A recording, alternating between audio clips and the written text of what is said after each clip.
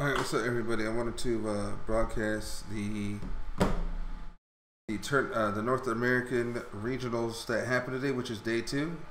And I know, sadly, that it's not playing on Twitch and or YouTube. So I wanted to rebroadcast it and let people know that this game is actually really, really good and really fun to play with friends. Of course, someone like me who takes it seriously can sometimes lose fact if it's fun because I'm trying to get better at it because I want to be what's the word I'm looking for here, a streamer of actual skill and validate, you know what I'm saying? So I just want you guys to check this out. I'm gonna go ahead and start the play, and I hope you enjoy it, and I hope this helps you guys learn the game from watching the pros. That's what I'm doing right now, and I'm basically watching what the pros do and picking it up and trying to get better for myself. So enjoy, guys. One stack per hit, and hitting heroes will grant Yiboneth 2 stacks per hit. When Yiboneth reaches 5 buff stacks, his first ability turns into Redwood Rush. Before joining a battle, use more ability on minions or jungle monsters, which can turn the ability to Redwood Rush earlier. Redwood Rush. Yiboneth gains a shield with points.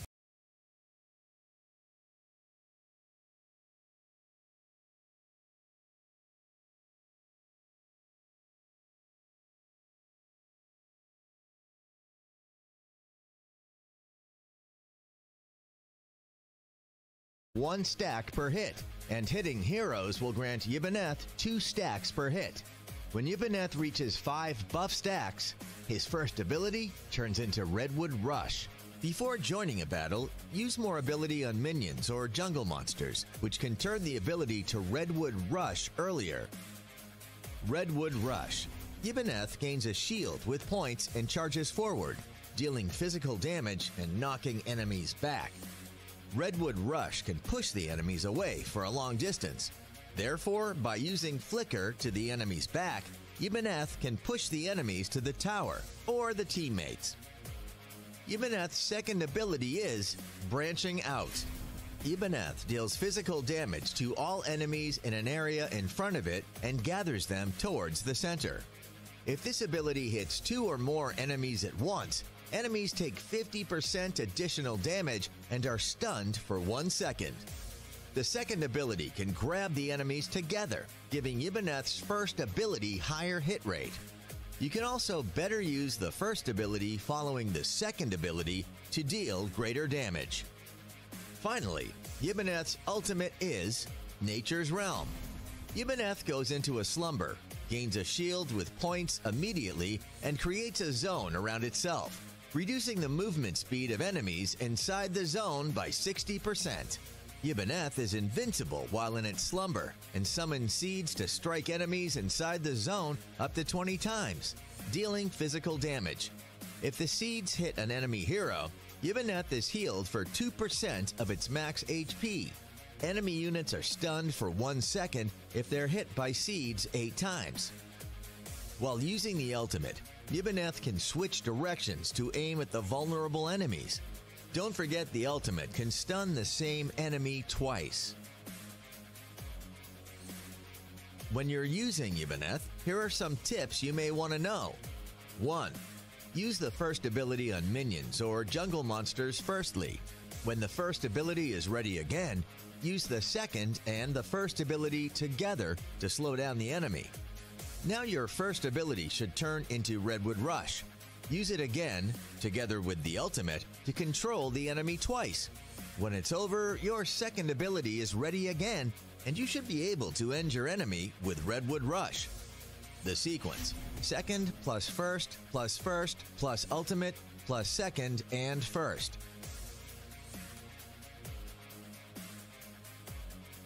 2. Yiboneth can take advantage of the ultimate invincible effect to avoid the enemy's controls. 3. We recommend Yiboneth to use Flicker to add his mobility. It will be very helpful when Yiboneth needs to escape or chase the enemies. 4.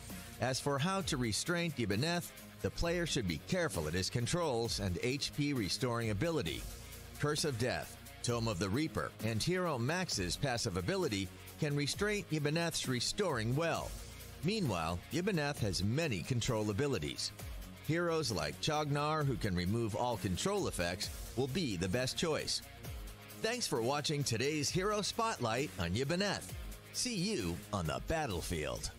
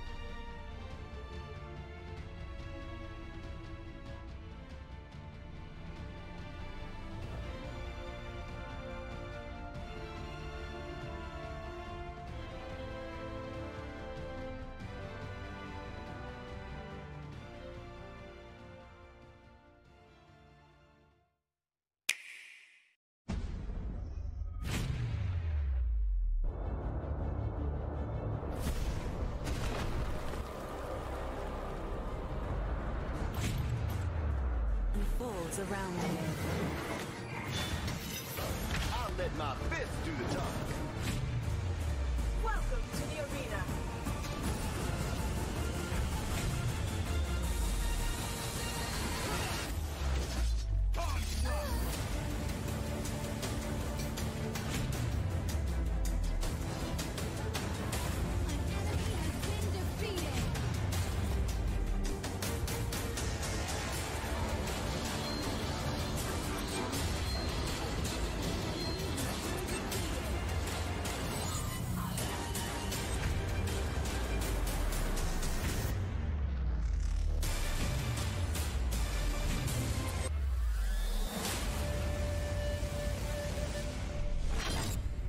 Arena of Valor.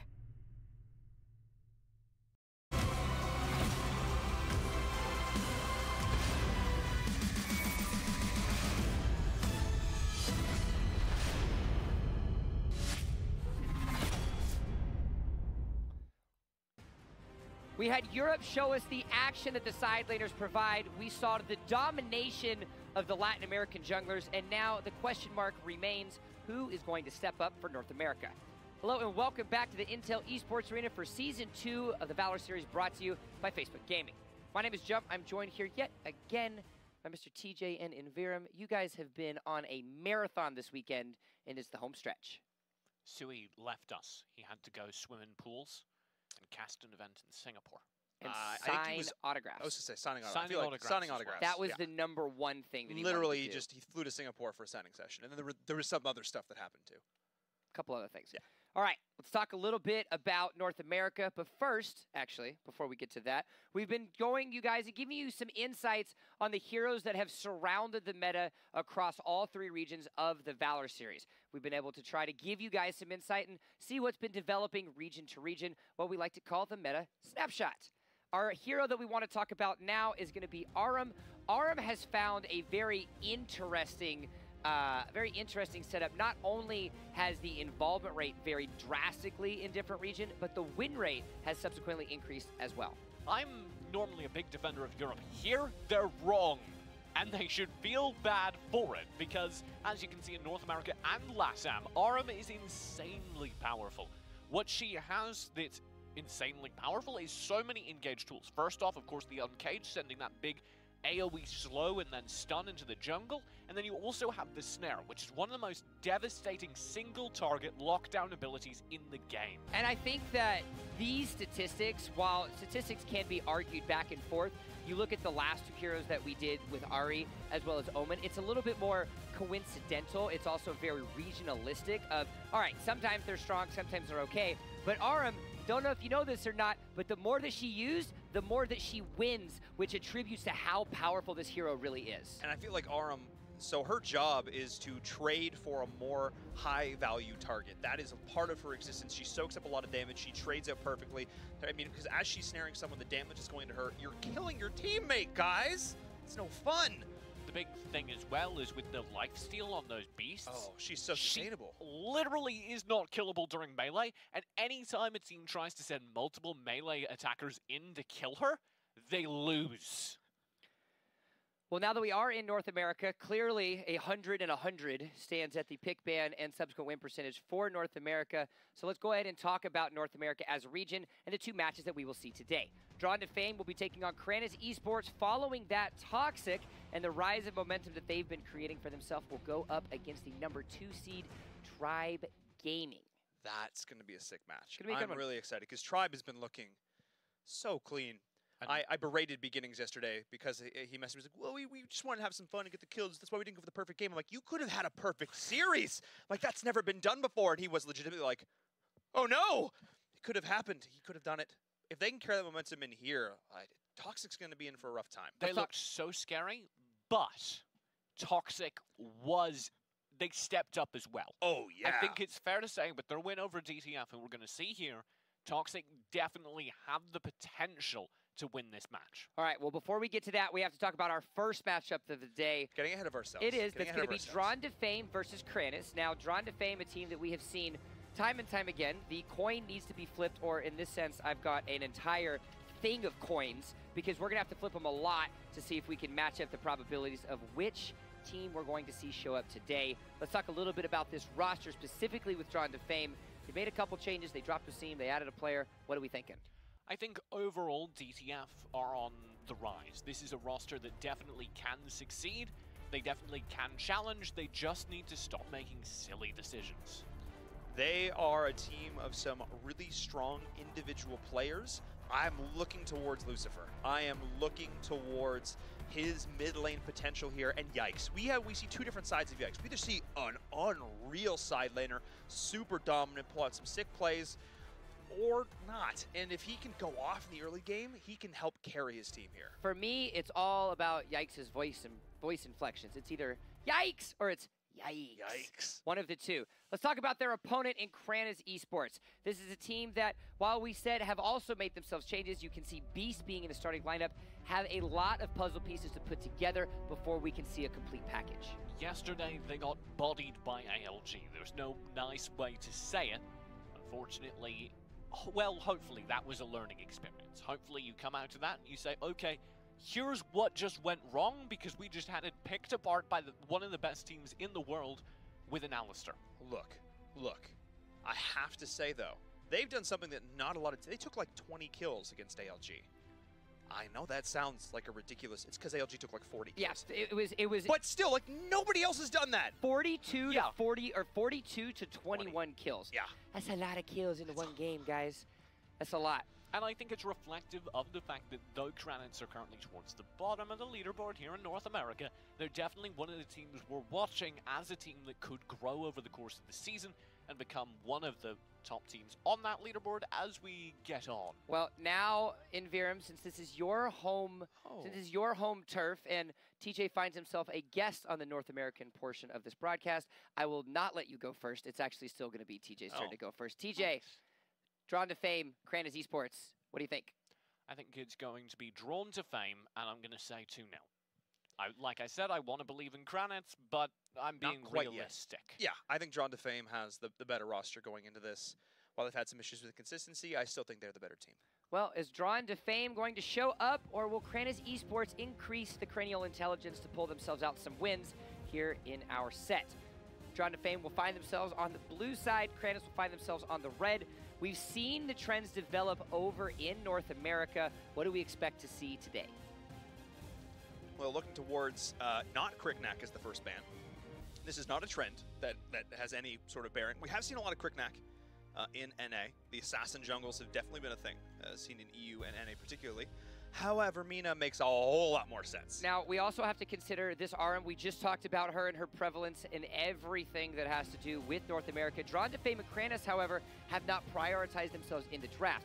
Despite seeing the trends of that 100% pick ban, Drawn to Fame and Kranis have elected to usually ban her. and never allowing her to make it through. I love what we're seeing already from the bans from Dawn to Fame. There's one way that they lose this game, as if Kranis gets an ungodly death ball and is able to just somehow bully their way through some fights, which is where the scrappy team fights of Kranis actually do excel. And they are just denying that right now. Get rid of the Mina, get rid of the Jinnar. They do not want that kind of death bally, brawly fight. I think both these teams kind of have similar weaknesses. That's in macro, or the wider field of play, as we like to call it. So, Drawn to Fame, they're definitely less severe. Kranitz occasionally seems to forget entire sides of the map exist, which hurts them in the long run.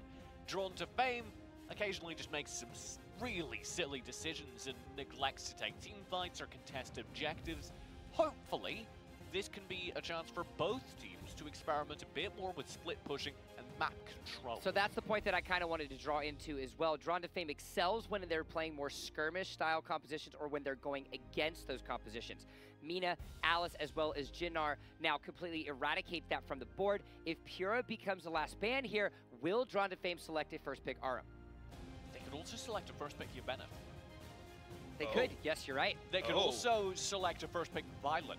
This is, I don't know, I haven't been in NA much, but is this a normal banning phase? Because they've left so many strong characters still on the board. That is something also that Drawn to Fame has seen to be doing in the past They do as like well. to do that. All they do is target ban. They target ban. They prefer to leave open the OPs because their sense is we are willing to risk the cards that we are dealt because we feel like we can play them, assuming that we'll get a couple aces in that hand, being those S-tier picks. And I think one of the biggest things is Drawn to Fame identifies, at least, especially against the mid-tier teams, that if we, just because a hero was S-tier, just because a hero was hyper meta, doesn't mean you're necessarily an expert or you're super sick on that hero. We would rather get rid of the heroes we know you can play well, and that's how we're going to beat you. Not to combat your questionable thoughts, TJ, about whether or not a Yubenneth was going to be the first pick, I do still see the clout in picking Aram over the Yubenneth. Do you agree? I think, given that, like you were just saying, Paul, many of these teams just haven't had enough time on Yubenneth, there may be an argument for we are super experienced on Aram, we believe the Aram makes a difference. I'm not sure about that. I will say it did take them until the last 7 seconds to actually lock that in, Which tells me you're right, that there was a discussion, there was something that they were leaving left to be possibly desired into possibly picking that Yubenneth over. But now Kranis has an opportunity. If they do not pick the Yubenneth, bad things are going to happen. They need to pick up the Yubenneth. They can also then select themselves a Crest. They have other opportunities with the side laners. Things are wide open in the side lane now for this game. There's a lot of good options here. Yubenneth, as you mentioned, is on the table. If we they still have don't Marja. pick Yubenneth, I'm rioting. I mean, it's Yubenneth Marja. I don't know why you would go. If you don't pick Yubenneth, I'm rioting. One man riot in the studio. Now, I will say, if we have to draw into comparatives, we have seen Lumber being the used most for the side of Kranis. They do prioritize that Lumber a lot. They prefer the knockup. Their support also prefers it. And now it is a Liliana into the Lumber. They have their strategy. And Marja comes out to the immediate lock-in. You have Yubenneth. Maybe they don't want the Yubenneth. They're fine with letting that through, but there still are very powerful side lane options. Well, they could run. I would prefer to run Aram as a support here and side lane the Marja and the Dragon side. We could, of course, see Maria put up top towards the Slayer and then have the Aram in the Dragon. That is another viable option. You can run both. I still think they're going to throw it to support. There's too many good side laners. You can throw yourself a Zenio. You can throw yourself an Omen. In this instance, it looks like they're going to prioritize the Kali. This is very inefficient. I'm being blunt. I wondered what a riot looked like, and this is it. Just him sitting here and making loud noises. I'm not a very good rioter, to be honest.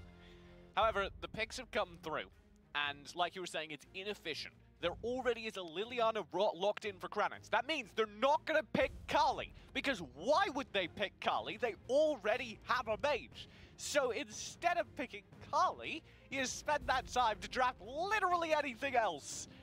And you can save the Kali for the last draft. So we had a conversation yesterday about how you have the disapproving father in Suijay. They're still not picking Yubenneth! And now you just have yourself with an aggravated and angry mother in TJ. And as you can tell, TJ's motherly skills, he's a little bit of a yeller. Ah! Wow, I feel the threat from that. Oh! Why? The adrenaline's pumping now. Fight or flight response is in full. He's just so you can't see it. He's really threatening. So Arduin is so decent tankiness. Good little front line being developed here for Kranus. So, all right, let's Okay. well, reeling this back Okay. in, looking at Kranus' composition and their pick order, it's out of whack. But there is still strength in the composition as a whole, trying to find the light in the dark. So there's a combo that exists that we're seeing on the side of You Drone know what Fame. would aid that combo? Any Bennett. Yes! Yeah, it would. Heart shot 2 is not bad. Okay, and okay. So the combo is a snare into a ethereal pulse. It's snare into you can't dodge ethereal pulse if you're stuck, if you can't move. But also Nature's Realm would help it too. So All right, TJ, we the tilt factor on the pinball machine has ended. Let's talk a little bit about these compositions. Drawn to Fame has theirs in. This is a very solid composition. They have opted to go with a marksman on the side lane. What are we thinking? I think this works. Drawn to Fame have a standard composition, regardless of how much better it could have been. This is probably what they went into the draft targeting. Posing them Kranitz. Also, I think this is going to be, I assume, the Ryoma Blade side lane. That'll challenge nicely against the Yorn, given the mobility of the character. I'm worried, though, about the Aram. you know what's really funny if I look at the draft that Kranus? This is a good draft. It's a good draft if all of the OPs were left off the table. If this is what you got after everything else was taken, this would be great. But they had better options. I feel like I feel like that there were 6 bands instead of 3, and all of the good side laners were in those other 6 bands. And we just didn't see And it. we just didn't get to see it. Oh yeah, Omen's still on the board. Yeah, Omen. Omen's still on the board. Malik is still on the board. Irie is still on the board. Ibeneth is still on the board. Zenial. Zenial is still on the... Yeah, so I feel like they had a conversation before. Yikes walked up to Beast and said, hey, you know what? You see all those side laners that we love talking about? I feel your frustration. It's not going to happen. It's not going to happen. I feel it now. Let's go Riot. Let's go do it. It's not Guys, very we fun, have to a be honest. broadcast. I tried. We can't riot. Just because I Get have a steady cam, we're going to go on an adventure. just because I have a box full of weapons in the corner That is true. He does does actually. not Yes. mean The that we have major- to do that. So the major thing is, like we were saying, these compositions are not inherently bad. They're not. They just could have been 5 or 6 or 300 times better.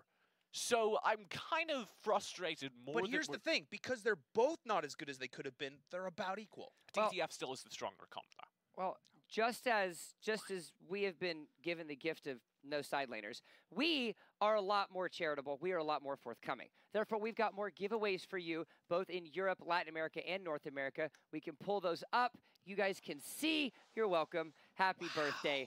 Remember, these are region locked to Europe, North America, as well as Latin America, so ensure that you guys put them for that. Now, we cannot come back from that draft phase. It is done. It is over. Moving on and compartmentalizing our feelings and moving towards what we have with the game at hand. Let's look at these compositions as a whole. There you go. Just like, take off a hat? What was that? Those were my feelings. They're down there now. The point is... Oh, jump. You don't have a... Oh, wait. I forgot my pocket's like all the way down here on this point vest. is, I don't think we could actually get past that draft phase because Kranitz had an opportunity to really turn that around. As is, I think Drawn to Fame have really outdrafted them. Not by outdrafting them necessarily, but by winning the weird morph draft that we ended up with. They do have a stronger composition. That Aram will win the lane match at bottom. Their Yorn will amplify the Kriknak. They will win. It's actually funny because I actually feel like this was hyper-intelligent. Well, I'll talk about it more as we get into the game, but... Well, hyper-intelligent, Kranus, Cranium, at least you're being germane in that I'm instance. trying. Match 1, game number 1 of the North American region will start after the pause. Good, I have time to make my point. Yes, Okay, go ahead. That's just the point. So, Drawn to Fame identified that Kranus at this stage in the game is all about comfort picks. They banned out a lot of comfort picks, leaving up a lot of the OP heroes that we deem to be very, very strong. Those S-tier heroes, those top-tier heroes. And then Kranus did exactly what Drawn to Fame expected. They had an opportunity to pick them, and they didn't. They went for their comfort picks, but they went for their tier 2 comfort picks rather than going for the super strong, dominant S-tier heroes. I think that says a lot about Kranus. I feel like as a team near the bottom of the leaderboards, they're saying, look, if we're going to win this, we're going to do it our way. We're going to do it with drafts picks that are comfortable for us, and we're going to get by on the backs of our play on our heroes rather than trying to conform to something and not doing it as well. And this is a topic, this is a point of conversation that we've recommended to the lower tier teams as well, saying play what's comfortable, play what you feel is right, and we're going to find out if that comfort will result in a success as match 1, game 1, Drawn to Fame versus Kranis Esports begins. We'll see which team is going to come out on top. We have both predicted the Drawn to Fame is going to be it, but Kranis has shown that they can scrap. They are a team that likes to take weird and wonky fights, and if there's a team to do it against, it's Drawn to Fame. We were talking about your draft phase, and I think you're right. I think that was the Drawn to Fame plan. But I do think that it's not worth it because Drawn to Fame should be playing to win, for lack of a better term. Yeah, you can get away with it versus a team like Kranis, who maybe doesn't quite feel as flexible to go ahead and draft the quote-unquote meta characters. But that should not be your mindset. Your mindset should always be, we are playing the world champions, what do we do to win this game? Because that's how you learn, that's how you gain your own strengths on the overpowered characters like Yibana. And if you have an opportunity in a competitive environment to pick a hero like that, you probably should. I mean, don't get me wrong. We still had a Yorn picked up. We still had the Marsha picked up. These are two totally top-tier heroes. Don't get me wrong. But there were just slightly better ones, and this was an opportunity to practice and practice how you play. Yeah, this is still a good composition, but it leaves room for punish on both sides. And we're seeing, back and forth, so a little bit of skirmishing happening up top. Arm is going to look to rotate up right now. This is too grouped. This is way too grouped. Kranitz are not exploring the entire map, and as a result, Drawn to Fame can just all group up and punish this. We do see the Uncaged coming through, and Ruby is going to not be in the position. The pinwheel was not there, and that's part of the reason why Aram, 100% win rate in North America. If you are trying to take an early game fight and it doesn't work out, you need to know when your limit is and back out ASAP. Because they linger, Kranitz open themselves to a swift punish from Drawn to Fame. The last time that Drawn to Fame played, they were up against Toxic. And it was an actual phenomenal series. As good as we're saying Toxic has gotten, Drawn to Fame finished that second game with 18 kills, tied to the 18 of Toxic. They went toe-to-toe with them. They need to channel that from minute 1 here in this game up against Kranis. They need to show that they are a team who deserves to be in this top 4. Got themselves some clear. They'll now go for the first Abyssal Dragon. Kranitz does have players on the scene. They can absolutely hold.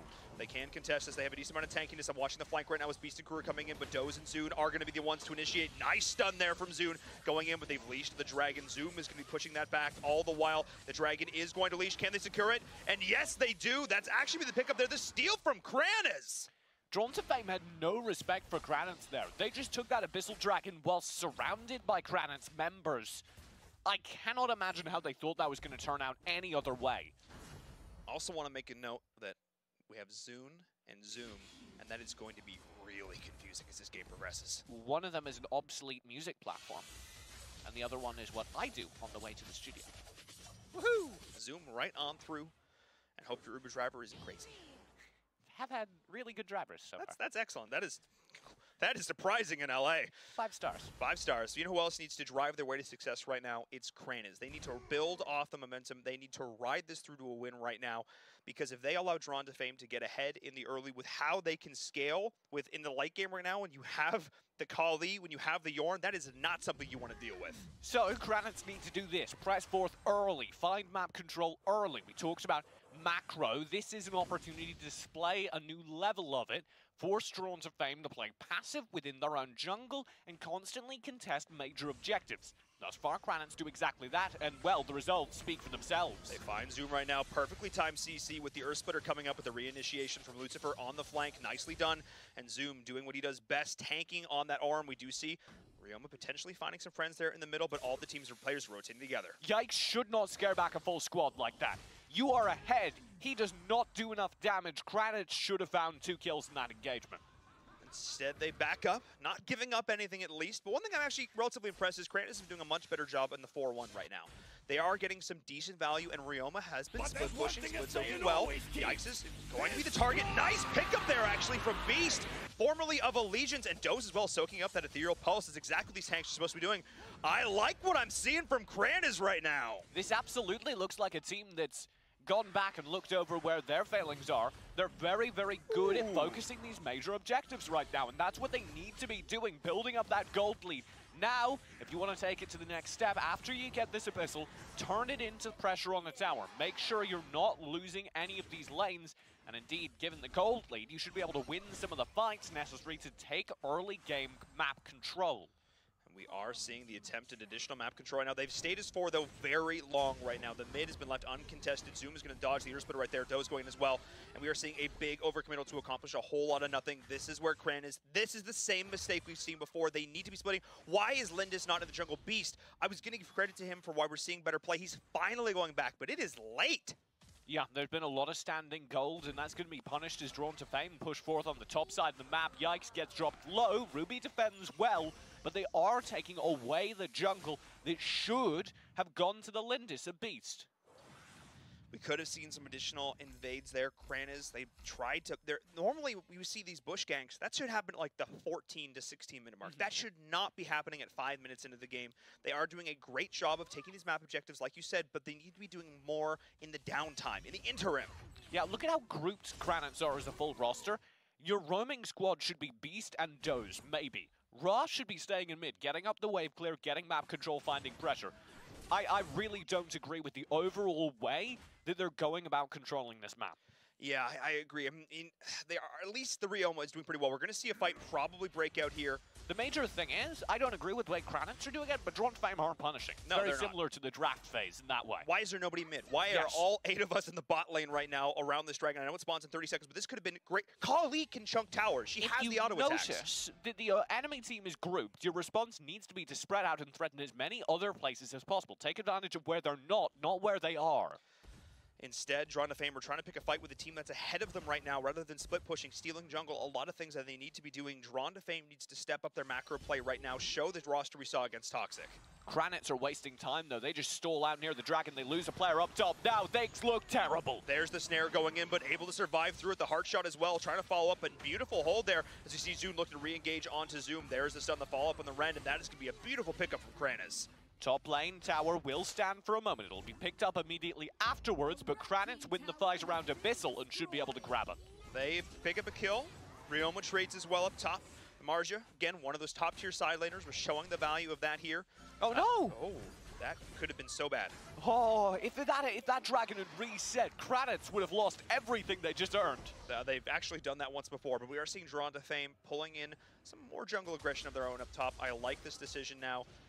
Did we actually see the red buff? Is we picked up by Lucifer? As I said, Lucifer was the player that I needed to see from Drawn to Fame do work. And they are doing work. You can see, despite the fact that every major objective has gone to Kranaz, the inefficient farm caused by how grouped they're playing is really costing them. They only have a 1 gold lead despite 3 Abyssal Dragons in a row. A 1 gold lead?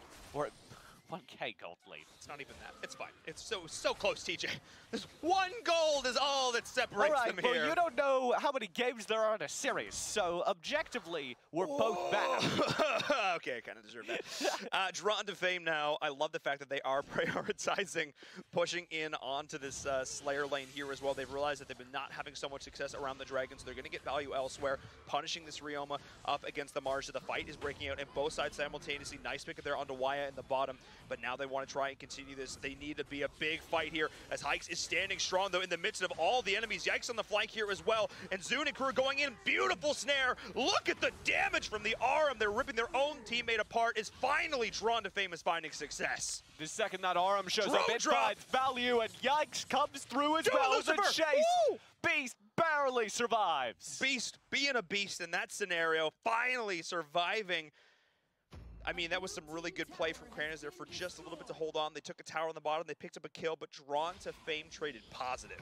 I can see the beginnings of them improving, though, like right Oh yeah, there. no, I mean, this is the best Kranaz we've ever seen. And Ruby, with that split push just now, yes, his team's losing a fight up top, but reasonably you can't expect that. If it's a drawn-out fight, if it's a 4v4, split push elsewhere. 4-1. Gain tower control. I really like this. Yeah, we've seen the 4-1, albeit the 4 have been a little questionable, but the 1, Ruby has doing a great job of split pushing. I've complimented him all game. Well, he's doing okay job split pushing.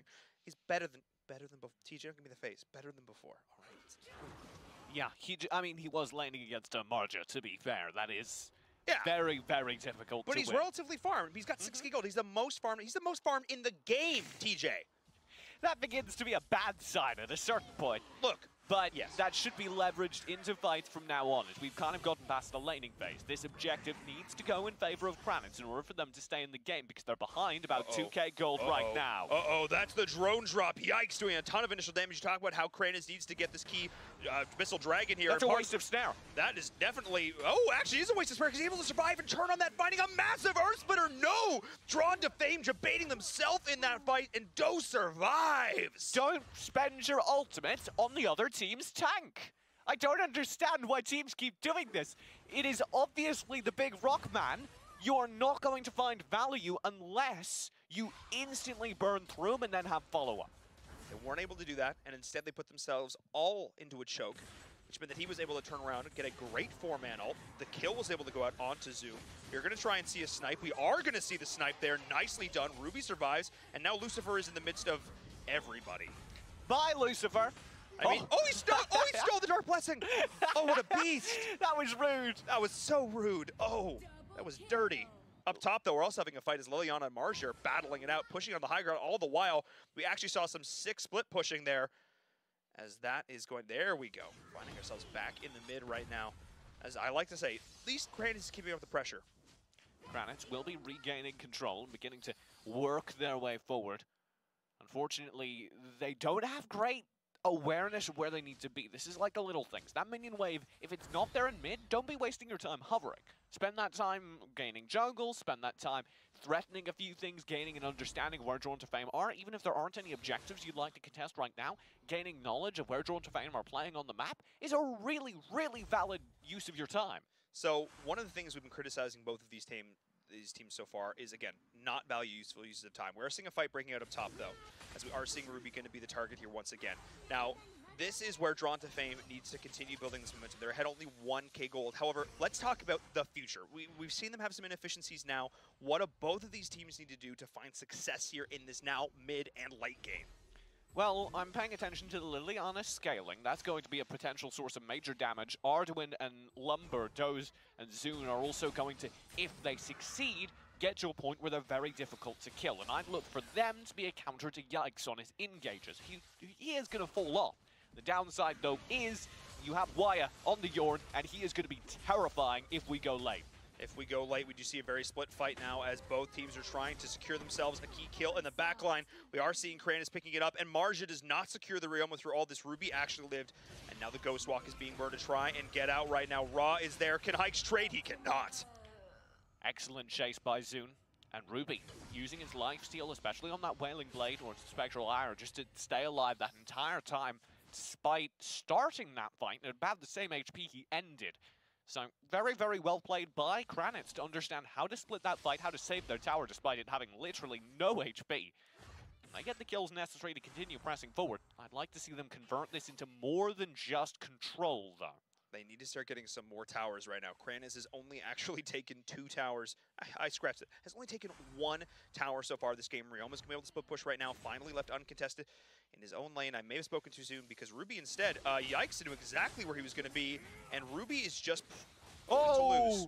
If he landed that pinwheel, he would have turned around. As is, the tower still falls. We do see a beautiful Earth Splitter finding Yikes. The slow is going to be there. Can the rest of the team follow up right now? Lucifer peeling right now beautifully for his team. That was exactly the pick that Yikes needed to get. We talked about him being a star player for his squad. That was him stepping up in a big way. Being able to predict that there was probably somebody in that bush given the pressure on Wave. Waya now is starting to actually ramp up right now. That was huge. So multiple members of Drawn to Fame are starting to find their groove in this game right now. We do see a nice tower pick up there, but Raw stepping way too far forward. Beautiful snare from Zoom all the while, and that is going to be a quick series of kills for Drawn to Fame and a tower simultaneously. They're continuing, going back in right now. The Earth Splitter comes through, but it's too little too late. Poor Doze, surrounded by opponents, will fall down. A complete team wipe. Ruby has now respawned to contest, but they've already lost so much. That was a series of unfortunate events for Kranitz. It all started with Ruby getting picked. The rest of the team put themselves out of position for it, and it was all downhill from Ruby. No! He does clear Wave. That'll stall things out, but it's about 14 seconds until the rest of the respawns come through, so that's going to be a high ground exposed. 5 seconds now. This could be game. This could be game. This is actually potentially 2. Oh, they have minions in mid here. They're just going to push in right onto the core. That is going to be game, TJ. Game number 1 is going to Drawn to Fame.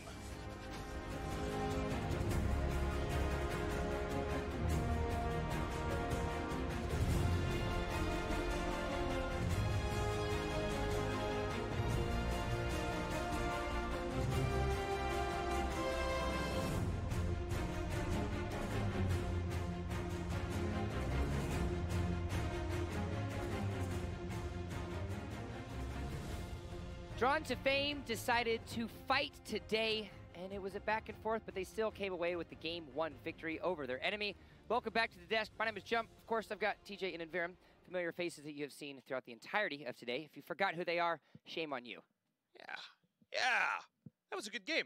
It was. I really was impressed by Kranitz, though. Yeah. We came into this kind of talking down to them with the theory that it was going to be a fairly quick series for Drawn to Fame, but Kranitz stepped up. They dominated the early game, they traded evenly in the mid-game, and it was only one fight that they lost that really cost them. And the sad thing about it, though, is this game could have been completely different if the draft phase was different, because there was aggressiveness from Kranitz, there was execution in high points of the game, and there was the desire to win. Beast, since adding him to the roster was a question mark that we were creating for ourselves, 4-1-2, 25% of his team's damage, he showed up. Imagine if Zune had been on Ybeneth. Just as a theory. Imagine if Ruby had been on Ybeneth. Like, I don't hate the Arduin. The Arduin actually did a lot of work. The Ryoma just didn't feel hyper impactful. Imagine if Ybeneth was in the game. Oh, yeah. I genuinely am still upset about that draft phase, like a little bit. The point is, you now have a chance to do it again. Kranitz, yes, that was a rough start, but we saw elements there that looked good. Noticeably, Beast in the jungle, we were talking about him. He looked very good throughout that. Their macro game, their overall map control looked much better previously while still having a way to go. Clean up some of those elements. For the love of God, pick the OP characters during the draft phase. And I think this game 2 could be even more hotly contested than game 1. This was, don't get me wrong, this was the best Kranitz we've seen yet. This was Kranitz. I think the influence of Beast has been great for them here. I need to see more. The 4-1 was solid. You need to not be sitting in bushes, allow Beast to farm. He played on Allegiance season 1, started off. Clearly a good player, clearly bringing an additional element. I need you to feed off of that more. And I need them to find those moments of quiet, those moments of when you reset, and then do something else with them, because that's where they were falling behind. They never catapulted anything forward enough. And you can actually see some of that with our AT&T replay of the game. We're about 8.5 minutes in. It was a little bit of a back and forth, but this is when Drawn to Fame actually shows the skills that they have. Yeah, this is when Drawn to Fame finally managed to make a team fight work. Zune actually started off well. This should have been Kranitz's fight. Yikes didn't get much, and then Zoom lands a snare, and Kranitz get caught out by it. They overstay, try and save that fight, and both their tanks are gone. Now Drawn to Fame just have to punish the low HP squishies in the back line, and there's not enough to keep them alive. I think that was a great example of exactly how the draft from Drawn to Fame was supposed to work. You saw multiple drone drops to chunk key targets to force them back. The snare was then able to, once those frontliners been pulled back, able to pick a target. And then just the reflanking from Yikes, doing exactly what he needed to do as that assassin player. Really nicely done. I'd like to talk about the sitting in the bushes. That was a phrase you used, and I think it's pretty dead on. Whenever there's a moment where Kranitz are not actively accomplishing any objective, I think that's a moment where they're losing. If you're ever in a moment where you're going, oh, we need to contest Abyssal. If you're ever in a moment where you're like, oh, we need to contest mid lane, think, can we do it this instant? And if not, what can we achieve on the way there? If the Abyssal's up in 20 seconds, contest the jungle around that Abyssal. Pressure the towers around the Abyssal. Don't just go next to the Abyssal and wait for it to come up for 20 seconds. Well, before we get to that point, we need to go back to something we talked about before the game even began. The draft phase. Oh, I'm not ready for this. Oh, I know you aren't, but you need to be, and you're going to be, because I'm going to make you. It's the same bans, Mina and Pura off the bat. Right. Just ban Aurum, Kranitz. Or no, sorry. Leave Aurum up and take her as the blue side. Or leave Ybeneth up. I still think if Aurum and Ybeneth are open, you still take the Aurum over You do, Ybeneth. yeah, absolutely. I think you're wrong. People aren't good enough with it. People aren't good enough with Ybeneth yet. We've seen top tier Ybeneth players still only have like. The Chugnar will be banned out as well. I think you're right. I think that it is about the experience of the players. They feel safe on characters they already know, and I get that. I think pretty objectively, though, Ybeneth should be a character you're practicing as soon as he's released, so that you are good enough and are comfortable to play him if he's offered to you in a game of these high stakes. Kranitz bans away Chognar. Drawn to Fame bans Wave Valheim. Similar, 2 of the 4 bans that we have. I don't disagree with TJ's point, to be fair. You should, at this stage of the game, he's now been out for 3 weeks, you should be good with Bennett to the point where you feel comfortable taking him. But I also really like this Marja ban, because Marja is another hero that's had a lot of great success, and Ryoma just never stood a chance in that lane matchup. Even though he should, technically, that is a relatively even matchup. That was a strict skill outplay there, unfortunately. I would have preferred the Ryoma into the Yorn if they had made that rotate happen, but yeah, it was definitely difficult. There it is. Aram will be banned. Kranitz. That's the opportunity to take Bum, the bum. Bennett. Bum, bum. I mean, to be frank, they could just do the entire draft and then last pick Bennett, because apparently Drawn to Fame don't like him either. Drawn to Fame has played Bennett before, though, so we don't want to completely rule it out. I know you're trying to create an opportunity for them in some instance, but they just have to take it. You've got to take the Bennett here. And yes, sure, that leaves some awesome side laners open. You've got Omen, Malik, and Zenial that are available. Bennett is an awesome side laner. No, I know that. I know you know it, Jump. I'm taking out my anger on you, and Don't that take is your not. anger out on me. Yes, that's I not love you healthy. too much. I'm sorry. I'm just upset because. What a wholesome desk. Because I am not being wholesome. I'm being incredibly angry We're right being now. wholesome to each other. All right, fair Fine. enough. Okay, fine. Sure. You know what? Sure. I accept it. Zenial is We're almost breaking TJ. Zenial, I feel like NA is breaking him. I feel like the entirety of this Kranitz versus Drawn to Fame esports is an entire movie's worth of emotional roller coasters that he has found himself in. I need a TJ voice pack. He went from excited to distraught to accepting. This No, is no, I need a TJ this voice is pack. bargaining. But instead of like, you know, double kill, it's just like that's what I mean. It's just like different variations of You those hear that, voices. Tencent? We need a TJ voice pack for the game. Yes, I need it. I need it in my life. All right, so Alice gets to seem to be the hover here for Drawn to Fame. Now, Drawn to Fame actually banned the Alice away from themselves. She's not that good. It's not Season 1 Alice. You're not Rest. Stop. But with Mina gone, then you pick This Liliana. should not be Alice. This should not be Liliana, but okay, fine. The Zenial was drafted by Kranitz. That is a good draft, genuinely. And the side lane, you're going to be able to use that Angelic Splendor to rejoin the fights, negate a lot of damage. Now I look for some poke to get through to the Alice and some burst to stop the pressure coming through from them. two things. I want Lumber from Kranitz because it was really well played. I don't want it here. Don't pick it here, Kranitz. Pick more hotly contested. Get your other side laner and get your jungle. Get your other side laner and get your jungle. Don't do that. No, no, no. They have their mid. Don't pick it here. Stop. Stop. The major thing is, the mage has already been drafted. The support has already been drafted for Drawn to Fame. That means that you don't need to draft your own mage and support, because unless Drawn to Fame desire a double mage or a double support comp, which would be really weird, you can just sit on it. So these picks should still be roles that are contested in the draft. They picked a side laner. They should have picked their jungle. all right, well, it's easy to say Kratos will not be playing Ibetith. You have Irie now that you have for the top lane. You got yourself some dive on the counter with the Raz, but as we mentioned, they forgot that he's a hero. I think so. Maybe they just don't own him. Forgot about You're joking. But Thank I'm you. just upset. It's okay. you kick us while we're down, Jump. Here you go. Thank you. There's another gold coin. Oh, for they you. hovered Astrid. Oh, give it to me. Drawn to Fame. Crashed. Also, Crash was something we didn't really talk about. Was he banned in game number 1? I don't think he The was. advantage of having two strong side lanes like this would be that the Raz, for instance, wouldn't be able to one-shot your characters. I said you need burst damage, you need poke to shut down the Alice. They have that, so... And they have a sick combo. We have the Metamorphosis into the Braces of Submission on top of a Hissy Fit. I mean, that is a wombo of combo. Yeah. So, if you want to burn through Drawn to Fame, now you look for ranged poke. I think you look for disengage. And that's what a Violet would offer. See, they should have picked Violet in that last phase. Like, 100% should have picked Violet. Yeah, but it's okay because Drawn to Fame don't believe in drafting either. So the problem is that I can't tell if they're both drafting highly intelligently or really bad. So for me, I think that both of these teams, and we kind of talked a little bit about it before in the first draft phase, they have a strategy. They have something that they want to come into. Regardless of whether or not that is what we deem as the most optimal, at least they're coming in with a specific strategy.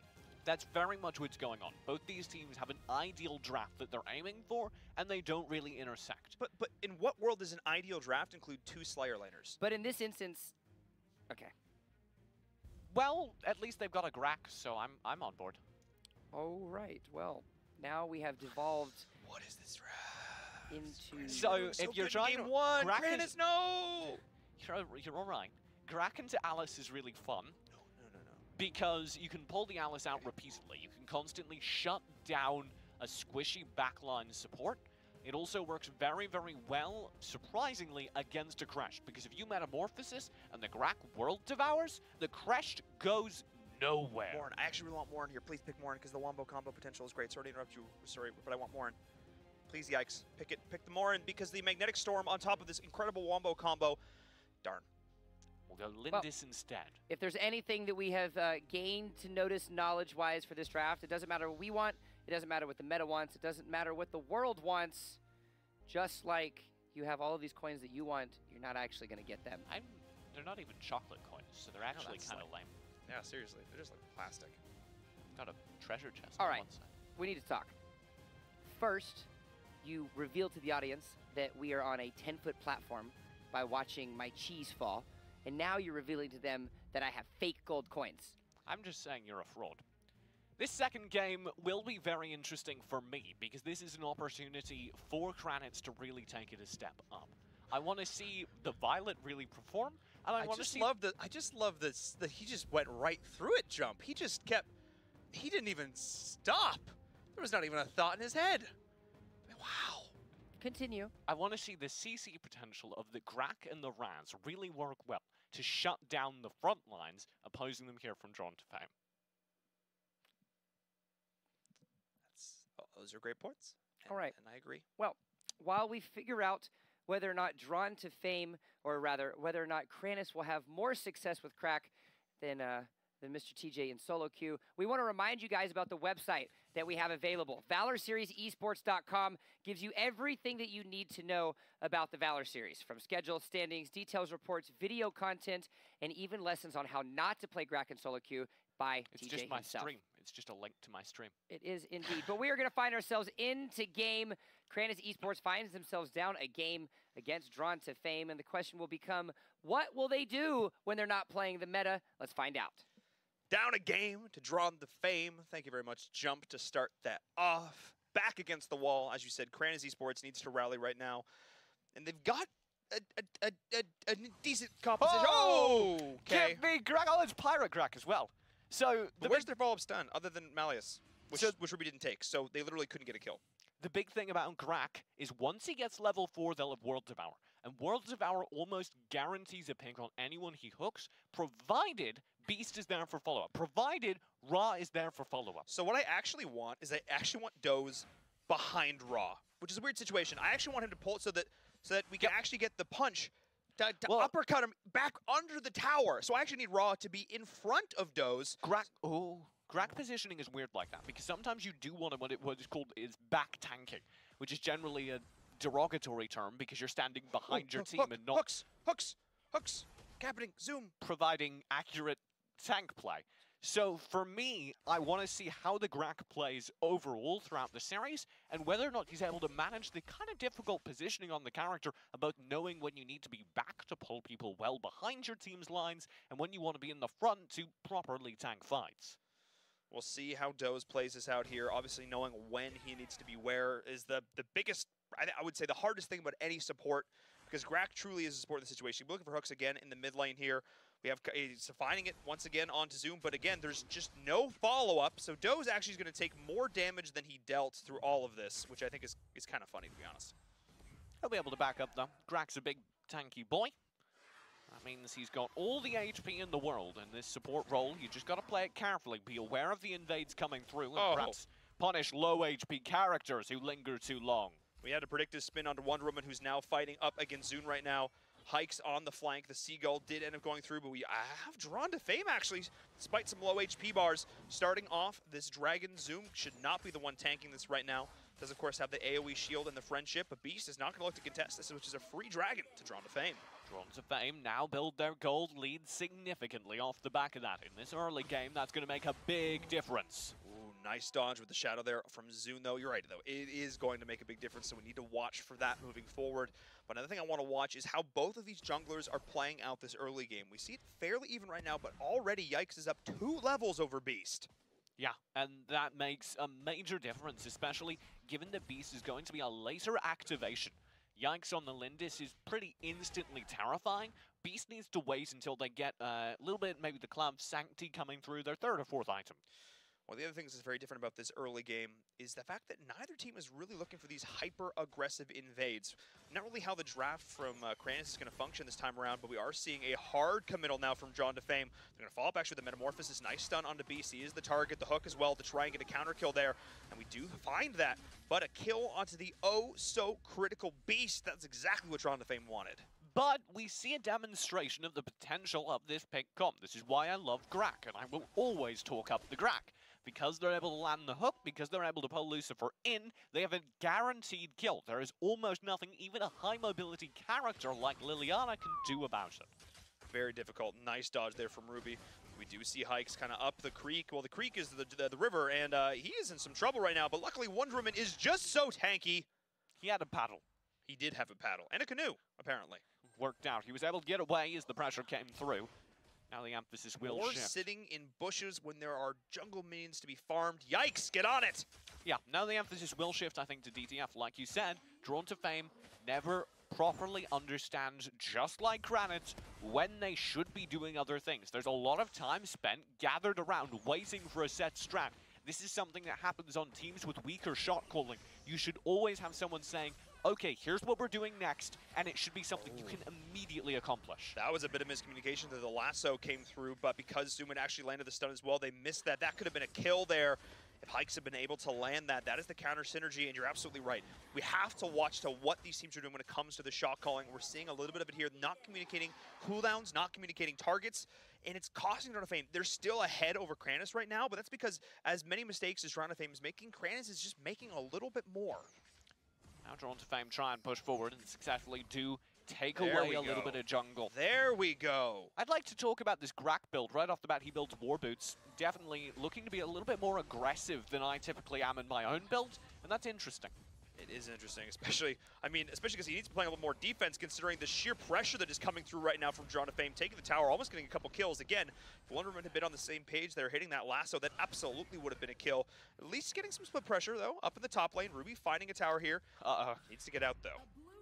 Ruby will back out, successfully disengaging during the time as the pressure comes through in the bottom lane. Ruby actually is going to rotate back, perhaps intentionally tying up players so that the rest of Granite can go forth.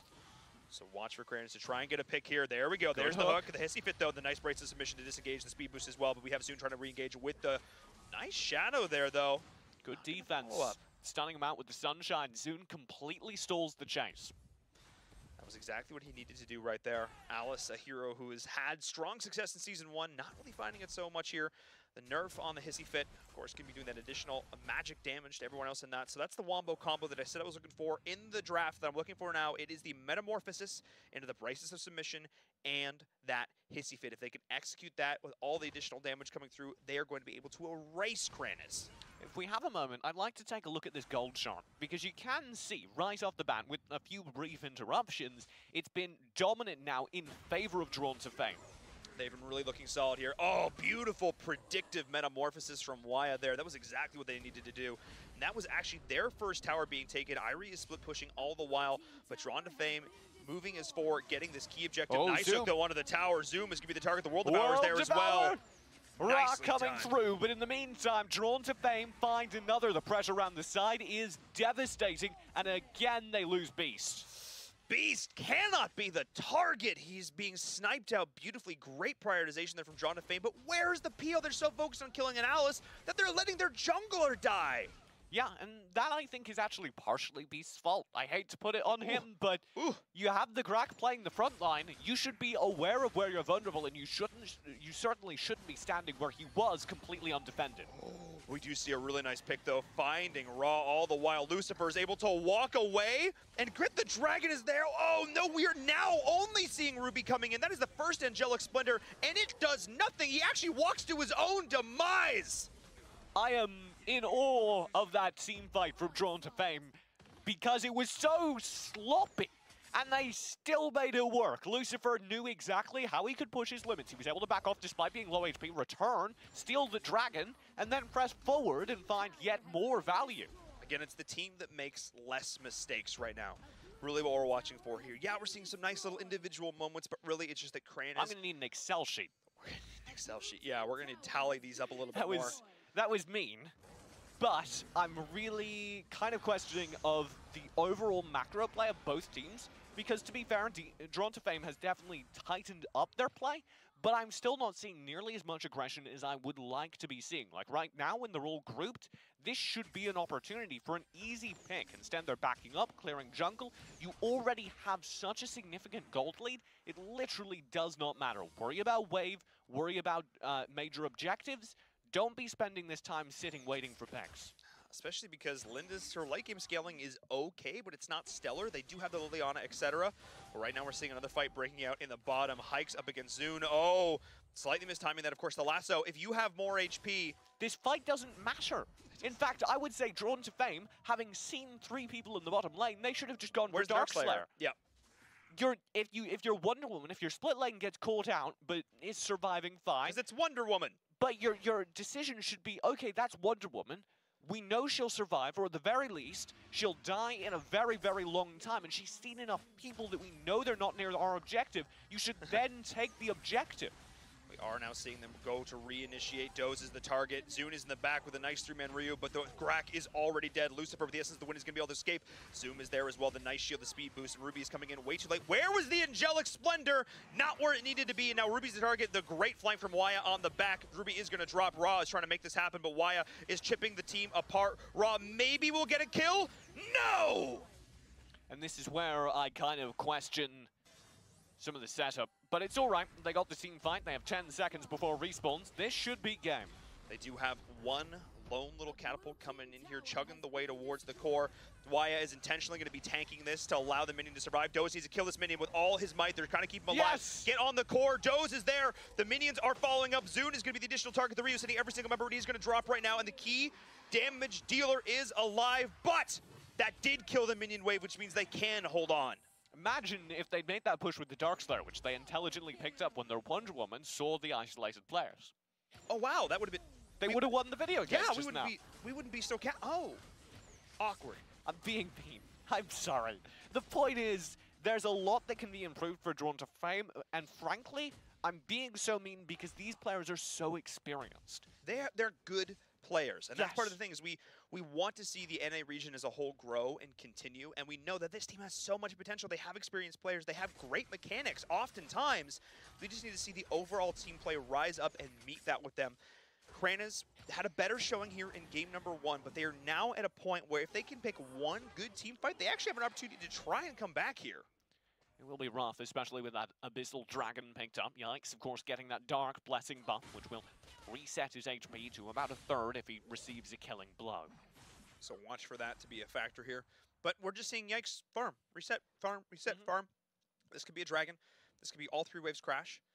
Or sorry, this could be a Darkslayer. Yikes. But now they have the buff, and they're doing nothing. They with have it. the buff. They have level 15 on one of their flares. There is very little point to continued farming.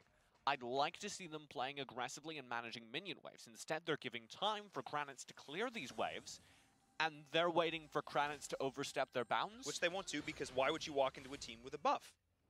And this is... Hey! There we go. Yeah, they have a debuff to take the Darkslayer, but they're intentionally not allowing Yikes to take that hit. They're just going to sit back and chunk through this. And this is actually going to be very easy to do. Welcome to Drawn to Fame's adventure. With it, it'll take a moment. Darkslayer. There we go.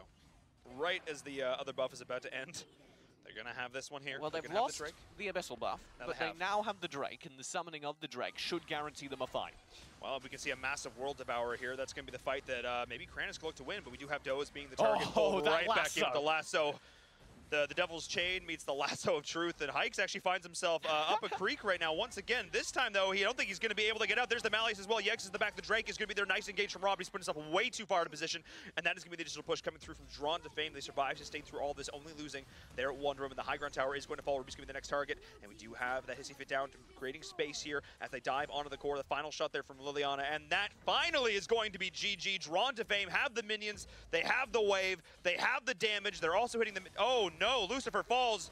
Zune actually able to do a little bit here, but that's gonna be GG. Game number 2 going to Drawn to Fame.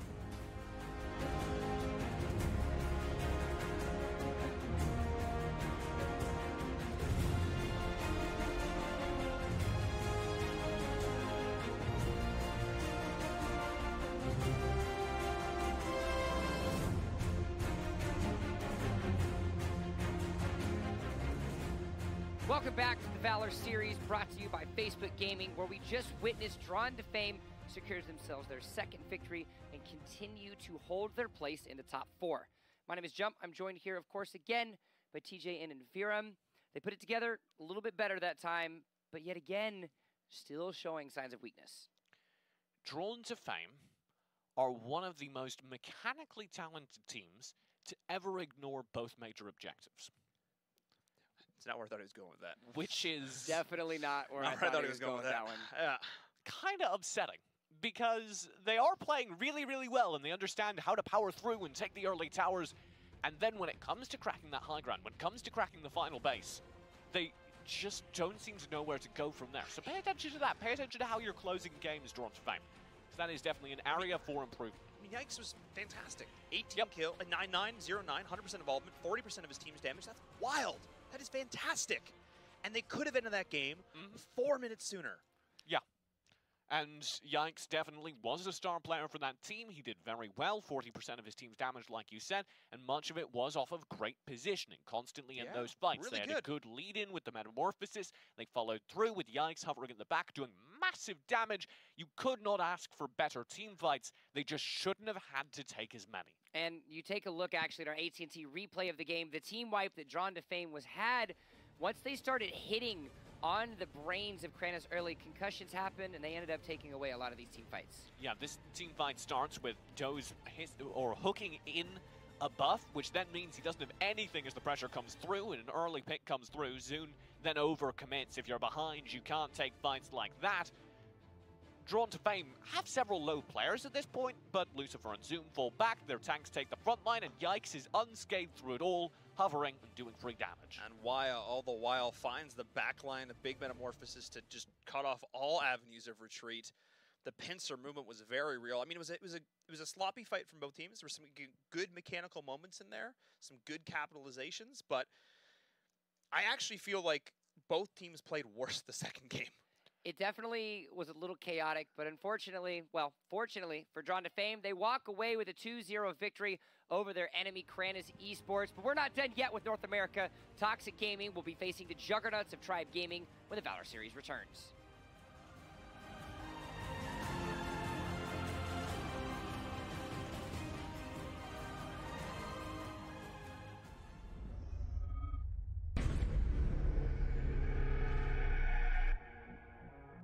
Welcome to the Hero Spotlight for Wisp, the Firecracker.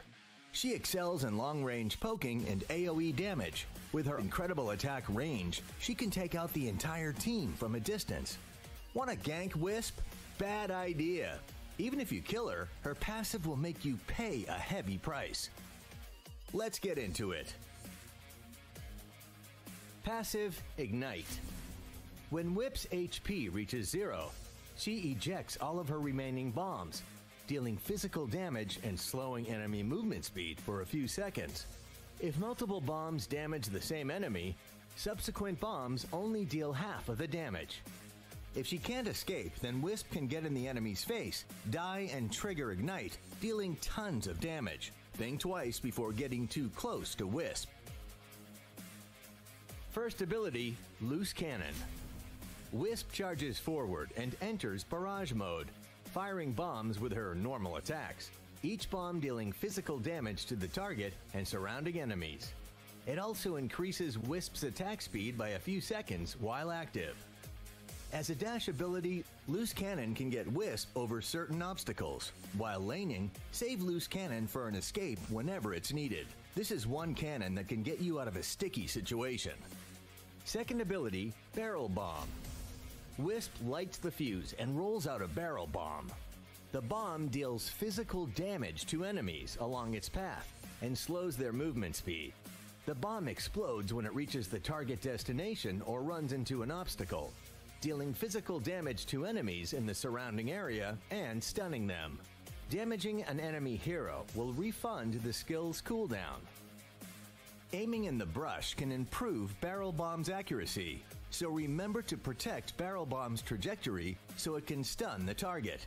Sometimes Wisp can use the surrounding terrains to effectively stun a hero who is in a bad position. Beware the Barrel Bomb. Ultimate, Shock and Awe. Wisp bombards the target area for a few times, dealing physical damage each time. The damage from bombardment can critically hit and deals additional damage. The ability must be channeled and has a maximum duration. Moving or using another ability after channeling will interrupt this ability. Shock and Awe can be interrupted, so use it after the enemy used up their control abilities. Shock and Awe will also trigger a critical hit, so use items that increase critical chance, like Clave Sancti. Correct use of Wisp's ultimate will make her extremely deadly on the battlefield. Check out these awesome Wisp pro tips, aka Wisp tips. 1. Wisp should max out Loose Cannon first, then Barrel Bomb. 2. Wisp is bad against heroes with high burst damage, such as Wukong. Make sure you keep your distance from Wukong to avoid getting killed easily. 3. Wisp's combo starts with Barrel Bomb. Predict the opponent's movement, then stun them, followed by Shock and Awe for damage. If the enemy went outside of Shock and Awe's circle, then use Loose Cannon and normal attacks to chase the target and secure the kill. The combo sequence is Barrel Bomb plus Shock and Awe plus Loose Cannon plus normal attack. 4. Good Arcana for Wisp includes Skewer, Rampage, and Reeve. Also get Flicker for her, as it helps with those clutch moments when she needs to escape or get a kill. 5. Wisp can first take the tower by using Shock and Awe to push back heroes. Then she can push the tower down together with her teammates. Thanks for watching today's Hero Spotlight on Wisp. See you on the battlefield.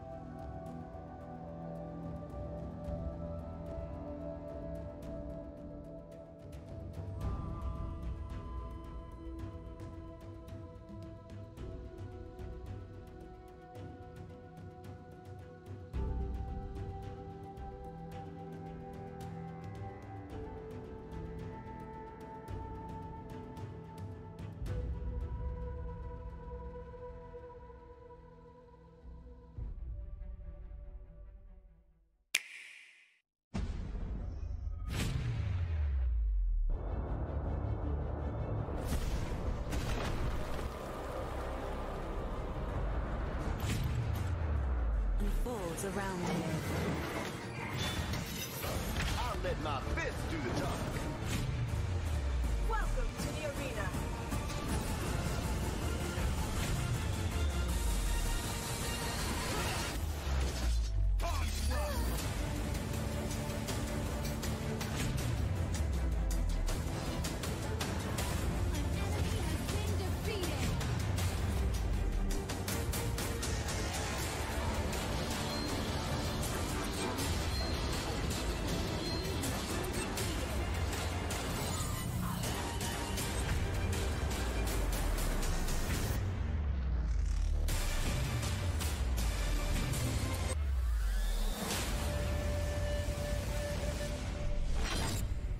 Arena of Valor.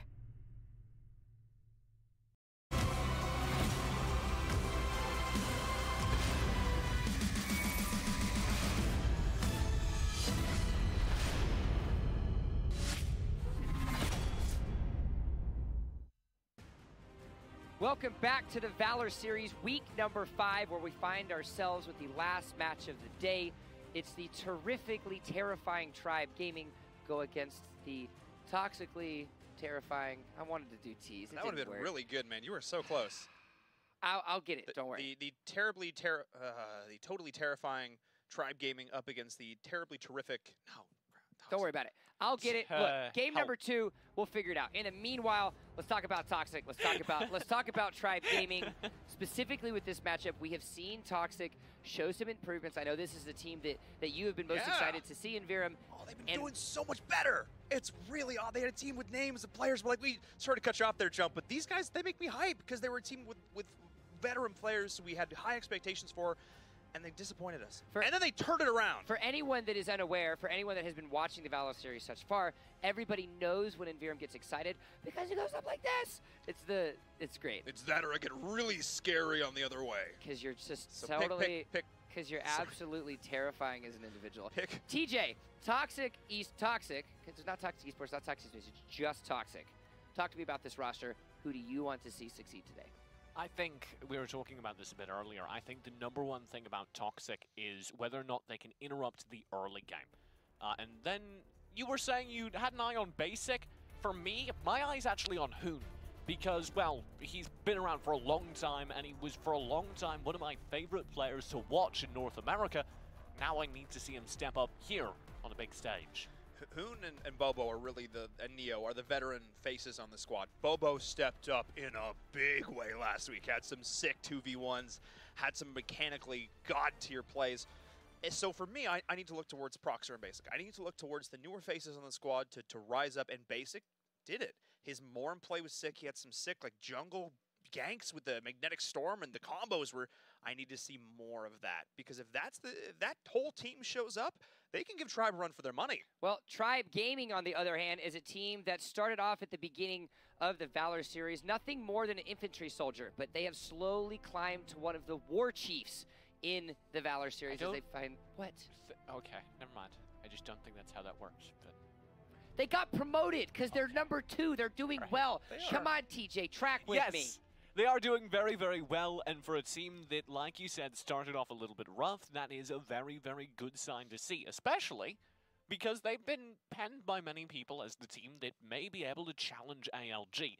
I do think that is a title that is earned, not given, though. And ALG still are dominant for now. They are the only team that's taken an early game over ALG. They still have that. So if Toxic can take it, they can be the team that can take it over the team that can almost take ALG. And that's pretty good, right? Yeah, that somehow the transitive property works out, and if Toxic win this match, they are absolutely a top contender within North America. Well, if they on the takes decide to possibly take the Tribe might actually take the cake. Now, whoa! Predictions. You go first. Tribe 2-0. Tribe 2-0. Why do you keep trading? Do you want your own? Oh. You don't get your own. Either I giveth or I taketh. I was just paying him for the prediction. Tribe 2-0 because they are the dominant team. However, if Toxic are going to turn it around, I think it comes off of a good early game, perhaps throwing Tribe off their stride. They can be a bit momentum-based at times, and if you're able to upset them, make them feel like their game plan isn't working out, maybe there's something there. All right, well, we want to hear about what you guys think about it as well. Head over to Twitter, use the hashtag Valor Series, and let us know who you feel is going to win. Will Toxic take the cake, or will Tribe Gaming continue to have the accuracy that they do with their axes? In the meanwhile, we want to kick ourselves to the pick ban phase because I'm tired of watching you guys change coins back and forth. It's called banking. Stop. And it's a respected profession. I'm not. What is this, Gringotts? You trust him as a banker? Now? He's definitely my banker. I would definitely peg him more as a bookie as opposed to a banker. That's fair. How is that fair? Especially given we're literally betting. Well, not really betting. I'm glad somebody understood that. Pick ban phase. He's just too young to know what. Oh no. Ouch. Oh no. Ouch. Pick ban phase. We're going to get into that and see how the teams are going to do, because if there's any place to upset Tribe's momentum, what you have to do, you have to upset the rhythm. You got to start in the draft phase. That's important. I think the draft phase is where, like we saw last time, you can really upset not only the analysts, but a team's game plan. Potentially. Don't upset the analysts, guys. We're the ones casting your games. So if you upset us... If you're able to completely break a team's game plan there, it doesn't get past that point. If you dominantly win the draft phase, well, for a momentum-based team, that could absolutely end everything. Well, do you think it's worth running for a specifically early game composition, given that we've highlighted that? Who are you asking that to? hey, how does this doesn't work? You're the brains. I'm the question You start asker. with him, and then you turn to me, and I have no idea where we are now. It's okay. What world is this? Yes, I do think that maybe, given that we've talked about an early game being so important for Toxic, it's worth them prioritizing characters like Lindis, who will excel during that early game. I just want to point out that you asked the question only because you realized that you were the only one that could answer the question. No, I genuinely thought I'd collect some opinions. Well, you can collect some opinions. He's collecting bets, and I want to collect some odds. What are the odds that we can see for some of the heroes that we have seen rise throughout the course of the meta in North America? What are you doing? Say that again. Heroes rising. Rising hero picks. Sorry. There is nothing but blasphemy and just distorted chaos on my desk right now. North America. And indeed, that is the case as Toxic finds themselves on the blue side. Tribe Gaming finds themselves on the red. What can we expect, gentlemen? Well, Casey Fox, don't give him Cully. Everything else is up for grabs. I'm particularly watching Zane, who plays so well on almost every jungler. For him to be able to start things off well, for him to lock down something like, say, a Violet, would be devastating for Toxic. I want them to take away major jungle characters and major things that can play well together. You highlighted Basic on Morin. Do you think maybe it's worth him taking Violet? I absolutely think so, because not only is it a great denial pick into Tribe, but it's also something that is always going to be, at least until she gets nerfed, always going to be good. Taking Aurum off the board, no surprise there. We'll see how these two teams respect the Ibanez, because apparently it wasn't a thing in our last series. So this is where I think things are drastically different from series number one. Tribe Gaming is in this game. There it is. Sorry. Which means explicitly that if there is not an E-Bennett picked first off by Toxic, then Tribe Gaming is going to pick it up. However, I also agree to that sentiment towards Toxic themselves. We've mentioned about how there are capable individuals that play for this roster. You think about Basic, you think about Hoon, who's been around for a while, Neo, as well as Bobo, players that have found success on other teams. With that being said, I feel like they are in tune with the meta, and if there is an Ibanez on the table, he will be taken away. Yeah, Toxic aren't just like capable mechanical players, they're also incredibly experienced players, which means that when you have a new powerful character, they're guaranteed to have practiced it, which is why Tribe Gaming feel the need to ban said new powerful character. Bobo pulled off some sick late game Bennett plays. Like, absolutely disgusting late game Bennett plays. Don't let him have it again. And don't let anyone have Valheim either, so the ban will come through. We highlighted Violet as something that maybe would be up for grabs here. I'm going to be curious to see if that comes out here. Tribe Gaming have a final ban. Should they like to get rid of maybe a little bit more CC in the side lane, or shift towards Violet getting removed? Marja is still an option. Violet is still an option. I think you leave it up if you're Zane. I think you leave Violet up, because Zane is so good on that. You basically look towards Toxic and say, look, you can take your first pick here, but if you let that Violet through, we're going to have it. And I feel like maybe that's a risk the Tribe is willing to take. They're thinking hard about it. I still think one of the side laners, Marja should be banned out instead, because, like you say, Zane can play the Violet, so if this forces Toxic to say, oh, we want the Violet, or, oh, we have something else, we have a major, so forth, that we think is more important to pick up during this matchup. Because it's also sick bait from Tribe, because if they force Toxic onto the Violet and pick one, that way they can now start to build their draft to counter it to start things off. Instead, Crashed, a great first pick, works with a myriad of compositions. I like this from Toxic, always strong, really good in team fights, doesn't also pin you down into one specific style of draft. And you can see that they kind of had an inkling they were going for that, because they banned out the Malik, widely considered a major counter to Crashed, right off the bat as a first ban.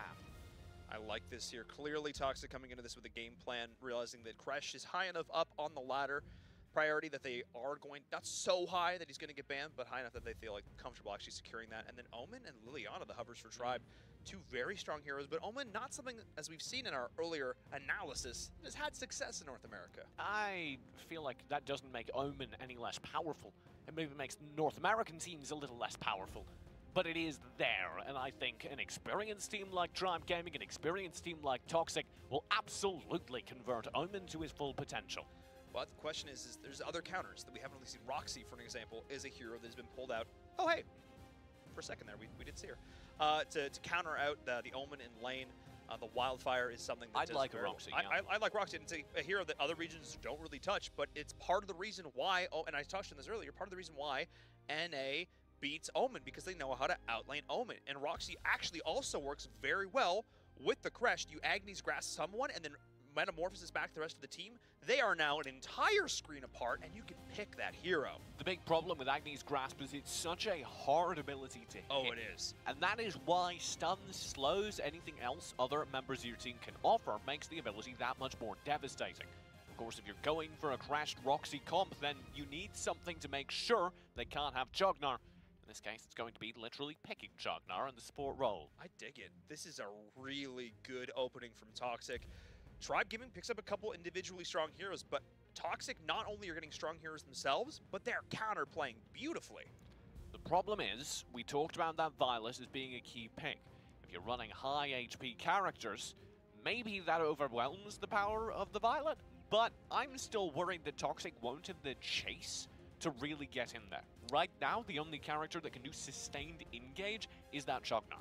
That's a very good point, and we are going to have quite a bit of mobility and speed from Tribe, so if they're able to dodge out any of these initial spells, which you know between the speed of Omen, the Untouchable, the Unpredictable, the Fox Form, not to mention just the outright sustainability of adding a Zenial and a Pura, that is a good response from Tribe. If you want to stop a big HP comp, you go for a Pura these days, because the big thing Pura survives is chip damage. The big thing Pura excels at doing is stunning up people chasing. If you want to shut down a Pura, you need to look for Burst. I'd say this is the point where you look for something like a Morin, something like a Violet to absolutely shut down the Pura before they can have their full effect. I mean, this is kind of what I was asking for. I mean, Violet. Basic literally has his pick of the litter right now. He can pick any jungle he wants. He can look for the Slim to combo with the spear off the Agnes Ras. He can literally... Why are you both shaking your heads at me? Because it should be Violet. Because if it's not Violet, I'm upset. Because they've gotten this far in the draft, they can deny it. It seems as if there's a theme today, TJ, in that it seems that teams have been making you quite upset. I'm not, this isn't nearly as upsetting because I see the case for other characters here, and I absolutely see the case for them running Slims here. The Jhin is a little bit more of a question mark for me because I would have liked another engage tool. I think they're a little bit weak on that, but if they run the Slims, that pairs well in that the Flying Sphere offers exactly that. So I see why they go that way. It's not nearly as upsetting as people just not drafting good characters. And actually, into the face of this, Zane may not want to play a Violet. I mean, it's probably okay. There's just going to be a lot of HP headed your way, and that's very difficult to play through as a Violet because you rely on the burst damage. What would you prefer? I would say a more sustained marksman. A lot of mobility, just staying at the back of the fight and doing chip over time. You don't look... Like a Lindis, per se? Yeah, Lindis would be fine. I think the Violet, with her burst, with her ability-focused attacks these days, is harder to play into high HP compositions, and here, that's exactly what they're facing. Oh, we could look. We were thinking about the range marksman here, but they instead decide to lock in the Kriknak as the last pick. That's not something really...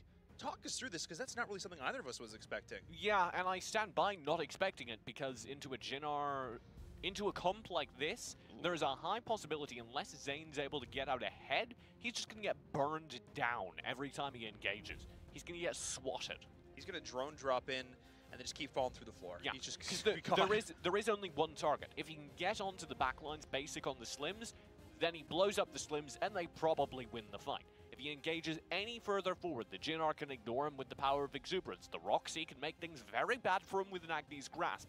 Like, there's a lot of tools and characters that will do very well against the Kriknak. This does beg the question, though, does Toxic have the capabilities of making it to the point where that composition shines? There are opportunities for Tribe Gaming to win in the earlier stages. They do have strong laners. Toxic has a little bit of a slower start, are they going to be able to create the distance in that early game to get to the point that you're trying to refer? I genuinely think Toxic won this draft. I actually agree.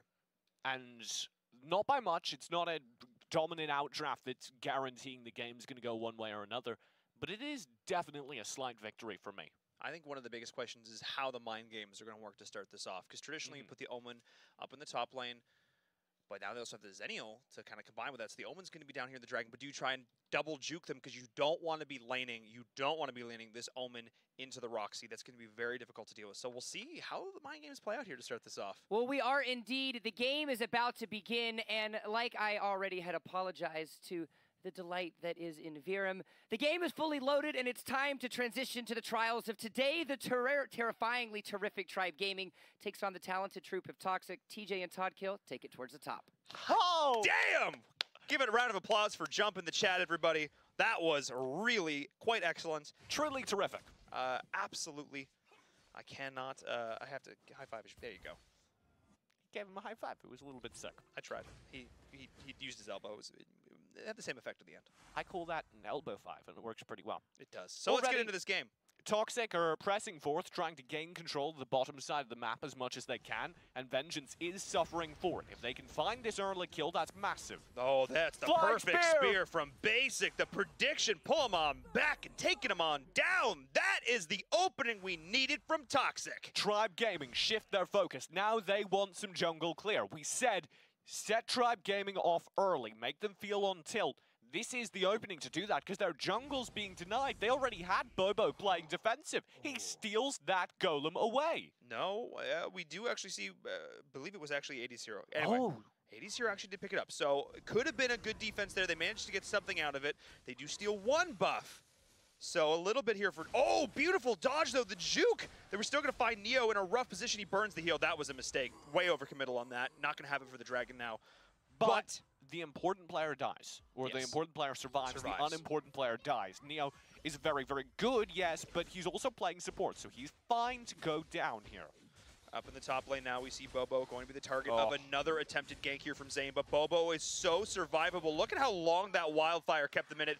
Interesting beginnings opts to burn the heal there and not just use his healing light as the Dragon is about to, or does, spawn.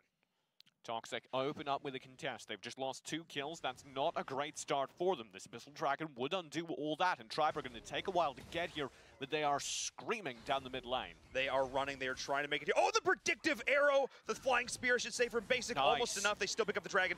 And now Casey Fox is a little bit too far out of line. Walking forward, there's the that's the follow-up is there! Oh, that's perfect! Absolutely phenomenal play coming through from Toxic, forcing out the flicker from Zain. TJ, that combo! That was perfect because they get the Abyssal Dragon. They have the follow-through. They're able to get their ults up early. You have the Metamorphosis to stall up the attack from Tribe and the Exuberance to shut it down. That was a combo from Toxic, riding the wave all the way through. You were kind of questioning the Jhin pick. I was a little unsure as well. They showed us why. You asked for Hoon to step up. You got just that. If you want to run a Jhin into this, you need other engaged tools. There we have it in the form of the Metamorphosis. For the rest of the game, that's going to be something to keep an eye on. Watch for those flying spears. Watch for those Metamorphoses to land across the entire course of the game and find what you need for the Exuberance to be big. Our keys to success for Toxic were that they need to shut down Tribe Gaming early. Tribe are a bunch of emotional players. They're hungry. They want to win. But if you can shut them down early, they can sometimes suffer for that.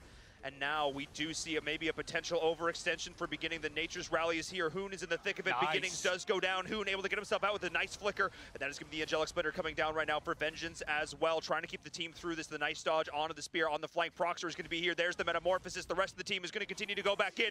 There are the counter kills. Toxic does drop one, but they pick up a few in return. And Zain thinks about going in and is scared away. That's what I was talking about. This is why the Kriknak is a kind of odd pickup into this during the draft phase. Zain is going to go back in. There's Zain, nobody to hit. Zain, there's the Exuberance once more from Hoon. Hoon might have overstayed a little bit longer. Beginnings able to keep Zain alive, and the tower survives Neo one more shot, and he actually falls! In the meantime, there will be some return. 80's hero does find that top lane tower, whilst Bobo is still returning. But this is what I was talking about. This is why Zane's Kriknak pickup made me question things, because he does not have the damage to take out any of the higher HP members of this side. We do see the snipe actually coming in from Venge. Basically, with sick flying spears a little bit too early. Now Casey Fox got the counterplay, the double death spec in from AD's Heroes. Proxer's trying to escape. There's the Death's Embrace. The Hoon does not want to commit. Leave Proxer. Leave him be. Leave him be! And they do. That was an insanely good stun coming through from Basic. Right as the chase was coming out from AT's Hero, and they were about to find 2, maybe 3 kills, Basic lands a flying spear, and Proxer says, I will die for you. And that is what you need to do. That is the good decisions. If Proxer goes down here, that's fine. He'll respawn in a bit. He is the support. Basic continues to scale, and he's going to be required to carry this side as we drift towards the late game. Really excellent team play from both sides. That was an awesome counter initiation, a great snipe from Tribe, but a good hold on the return from Toxic. I'd like to point out, I did just tell Toxic that they made the good decisions. So their play is better than my English. So there you go. And considering you speak the Queen's English, there's no excuse for that. Not quite. Bobo will be hanging out towards mid, and that's a mistake. That was not the bush to be in. The Reiki shot is going to connect because he's slow enough, but the heals are there. We do see the counter exuberance, though, from Hoon, but they're standing in the midst of an Angelic Splendor as now all the members of Tribe Gaming are here, somehow surviving through this. Both squads, but Zane says no, goes in with the drone drop, able to take one down. That is the one pick Zane can find. If he can isolate Basic, find him, Toxic are down a major source of damage. The biggest difference in these fights is the fact that Vengeance is able to join them, whereas Proxer's getting a little bit too late. If one Metamorphosis in these fights, and Tribe just loses.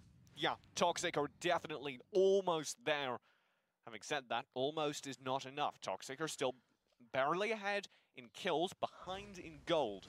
And they're not looking to gain too much control of the jungle here as Hoon recalls. Almost only counts in horseshoes and hand grenades, as they say. And Toxic just needs to tighten it up a little bit more. They are so close to finding greatness. If they can get a true 5v5 fight, we could see another one of these big metamorphoses into exuberance combos, which I think we're going to be seeing here in just a second. This is where they need to excel. We need to see all the teams going in, finding the big wombo, but they're not going to commit. There we go, but it's too little too late. Proxer is going to go in, but the counter initiation is there. Beginnings with a beautiful Angel's Rally. Now Neo is going to be the target, the stun. Neo needs to try and survive. He is going to be able to get a Hoon on the flank right now, fighting too. And finally, Bobo is joining this way too late. What is happening to this fight, TJ? Well, Toxic made a few mistakes. Primarily, you go for that fight well after it's over. The Abyssal Dragon's been taken. Then you engage with a 3-man core led by Proxer. Proxer gets caught out by the Nature's Rally, and they still follow through, chasing him into stuns and chasing him into death. So what started off as a great opening from Toxic is slowly starting to collapse, and it's not even necessarily that Tribe is strictly outplaying them. I feel like a little bit Toxic's outplaying themselves. There are some moments where they can go and they just need to do it as a team. We have seen what happens when the squad plays together. I need to see more of that from them. They may have fallen too far behind, though, because we put so much emphasis on them being able to win out the early game, get tanky, ignore Zane's damage because of the HP they've built up. They have not. Across the board, they're kind of struggling for gold at this point. And I should note, we're actually seeing a relatively aggressive build from this Juggernaut. One of the things we got to look for here is late game scaling. Liliana for KZ Fox has to be something you go look at. Yeah. But the rest of this team isn't too ridiculous in the late game. Or as you look across the board for Toxic, you have Creshed, you have Slims, you have Jinnar in the late game. That is terrifying. Yeah, I think it is about Toxic surviving to that point, though, and provided the Liliana amps well, provided Beginnings is able to land his own Nature's Rallies, that's going to create openings for Zane, and until we get to that late game, Zane is still going to be a force to be reckoned with. And Zane has stepped up so much on that jungle position. He has really been an all-star in the making, somebody we've definitely been keeping an eye out for. But it's little stuff like this, like Toxic trying to contest this, but just walking into a choke, leaving really easy openings for KZ Fox to just get lots of free chip damage. Well, the towers that have been gained by Tribe Gaming are really kind of seeing the results. Because they have these towers, it's very difficult to control lane. Because it's difficult to control lane, you don't even get a say in the Abyssal Dragon. And thus, the gold lead will amplify up. We do see the Agnes Grasp land up top there, fighting AD's Hero. He was able to flicker his way to safety. So while we do see the Dragon going over towards Tribe Gaming, almost to pick up there from Toxic. Toxic who's now living in the jungle. Or Tribe who's now living in the jungle of... I'm going to get there, I swear, TJ. I'm gonna make it. They're on a safari. They are on safari. They're sitting there watching elephants pass by. They won't full commit onto either Neo or Hunar. Now they've reset. Again, I feel Tribe are kind of demonstrating the NA propensity to miss opportunities. This should have been a lot of time whilst they knew there were a lot of toxic members up top. This should have been when they were pushing bottom lane. This should have been when they were gaining ground elsewhere. That is definitely one thing that we are seeing. A little bit of struggle from some of these teams. Traditionally, Tribe Gaming's overall macro has been really exceptional. Yeah. But I actually feel like that was a rare mistake. Yeah, that was a rare misstep from here, because that's normally something we compliment them on, having spent some time in China and working with those Asian teams. Their macro has traditionally been very good. But now that the level 10 mark has been reached, that Enraged Abyssal Dragon is here, that's when things are going to begin to change. We're past 10 minutes, so this kill of the Dragon will distribute damage and HP buffs across the team, specialized to their roles, so Tribe Gaming, at this point, should be very difficult to fight during a team battle. And once again, we see Toxic here just a little bit too late. I think they've also realized that they just need to try and play this safe, play this defensive for the late game. However, this is a long game for them at this point. This is the long con. They realize that they can't take this mid game right now. They're looking to 15 minutes. As they should be, given the gold deficit they're at this point. This is going to be a while until they can stop and contest against that, especially with the fight buffs active. Watch Zane. That being the combo from Liliana, half healthing That's the combo I was speaking about. Zane being able to follow through the blinding light, and they instantly pick up a kill. Bobo is in a lot of trouble. We also see split pressure in the bottom lane as well towards the Dragon. This is Tribe Gaming going off right now. They're realizing they have a key win objective here. Win condition. Oh, that is a sick follow-up there. Bobo is in way too deep. The Death's Embrace, the follow-up with the Zennial. Kresh is left alone, trying to defend this, and KZ Fox playing the Fox of Liliana and making it work. We're really seeing the tools of a mage that has initiation. And I talk about this a lot whenever Jinar's in play, because unlike, say, a Liliana, he doesn't have a stun to start up fights. Speaking of stuns, we just see the spear connect there from Basic, but the team just wasn't in place. Zane on the flank, constantly keep the pressure. Proxer's going to look to go in here. Can he find a big metamorphosis? The team realizes they need to try and fight. Go in right now. Beginnings, if they can. They need to find the spear here from Toxic. But Tribe is doing such a good job. The shot calling is real. They are going to look to finally re-engage. They find the stun onto Basic. They're bringing him back in right now. He's absolutely deleted. We do have a solid metamorphosis, but it's too little too late. The Jinnar is not here. That would have been the absolute perfect moment for the Exuberance, but it's way too late, and now Tribe is getting ripped apart. There's the Death's Embrace. Proxer falls. Toxic linger for far too long near that fight, consistently staying near a Tribe Gaming side that has all 5 players to bear with just 2. And now they're paying the price. Bobo walks in. Zane dives the backline. The Angelic Splendor to boot, trying to take down the minion wave, is able to do so. A small blessing here for Toxic. A complete team wipe guaranteed against Toxic. 2 seconds till the respawns come through. But Tribe do very little with it. They didn't have the minion wave to accomplish anything, so they just need to wait. Small benefit, though, of having beginnings playing this Pura is that, of course, you are going to be able to sustain here. You don't have to go back to your base. You are able to just sit around that healing light. You are able to rejuvenate and keep this push alive, which means that in all 3 lanes simultaneously right now, this is the macro we expect from Tribe. They get the crash in all 3 lanes. That means you can really only defend in 2 as the minions arrive simultaneously. Nice hold from Basic, though. Yeah, they managed to get the wave clears, and they'll now press out towards mid. It's actually a really solid hold there from Toxic. Tribe not really pressing that advantage too much here as they do move towards the Darkslayer exactly as they should be. But Tribe, they're going to have an easy time of this, especially if Toxic's just going to let this go, which is what it looks like is happening right now. No congestion. I don't think they can. I don't think they have enough gold or level to really get out here. If you look at Basic, he's actually behind many of his allies, and that's a worrying sign. He's been kind of consistently shut out, but as a Slims, he needs to be out ahead. I don't even think that's necessarily as much his fault in this game as much as it's been Tribe with beautiful target prioritization. They realize that, look, Basic's been on fire recently. He's someone to watch for. We need to take him down, and they've been doing that. They've been doing a really good job of that. And look now at this split.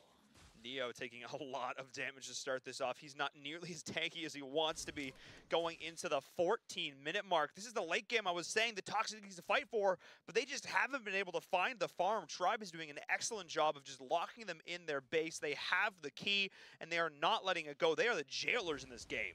Yeah, and it's really rough to watch. Toxic, though, if they can last long enough, they will eventually match in scaling. Just by virtue of surviving this long, enduring, they will become strong enough. We do now see the push coming in. There's the Metamorphosis. The Drake is Just down, clear though. wave. Hoon is trying to survive through this, but look at the amount of healing. The Nature's Rally, the Angelic Splendor surviving is Tribe through all this. Proxer is getting chunked down. The heals being popped in the backlines. Well, but Proxer is way too deep. They did pick up beginnings in that fight, but it's not enough. As we do see the push coming in from Tribe, ripping them apart. Make it 4. Hoon is the only one alive. The Drake is here. They're pushing in onto the core. The mid is here as well. The minions have arrived, and that is going to be Tribe Gaming going for the win. Hoon is trying to find the save. He's trying to kill the minions. Is it going to be enough? No! They are going to have it right now. Tribe take game number 1.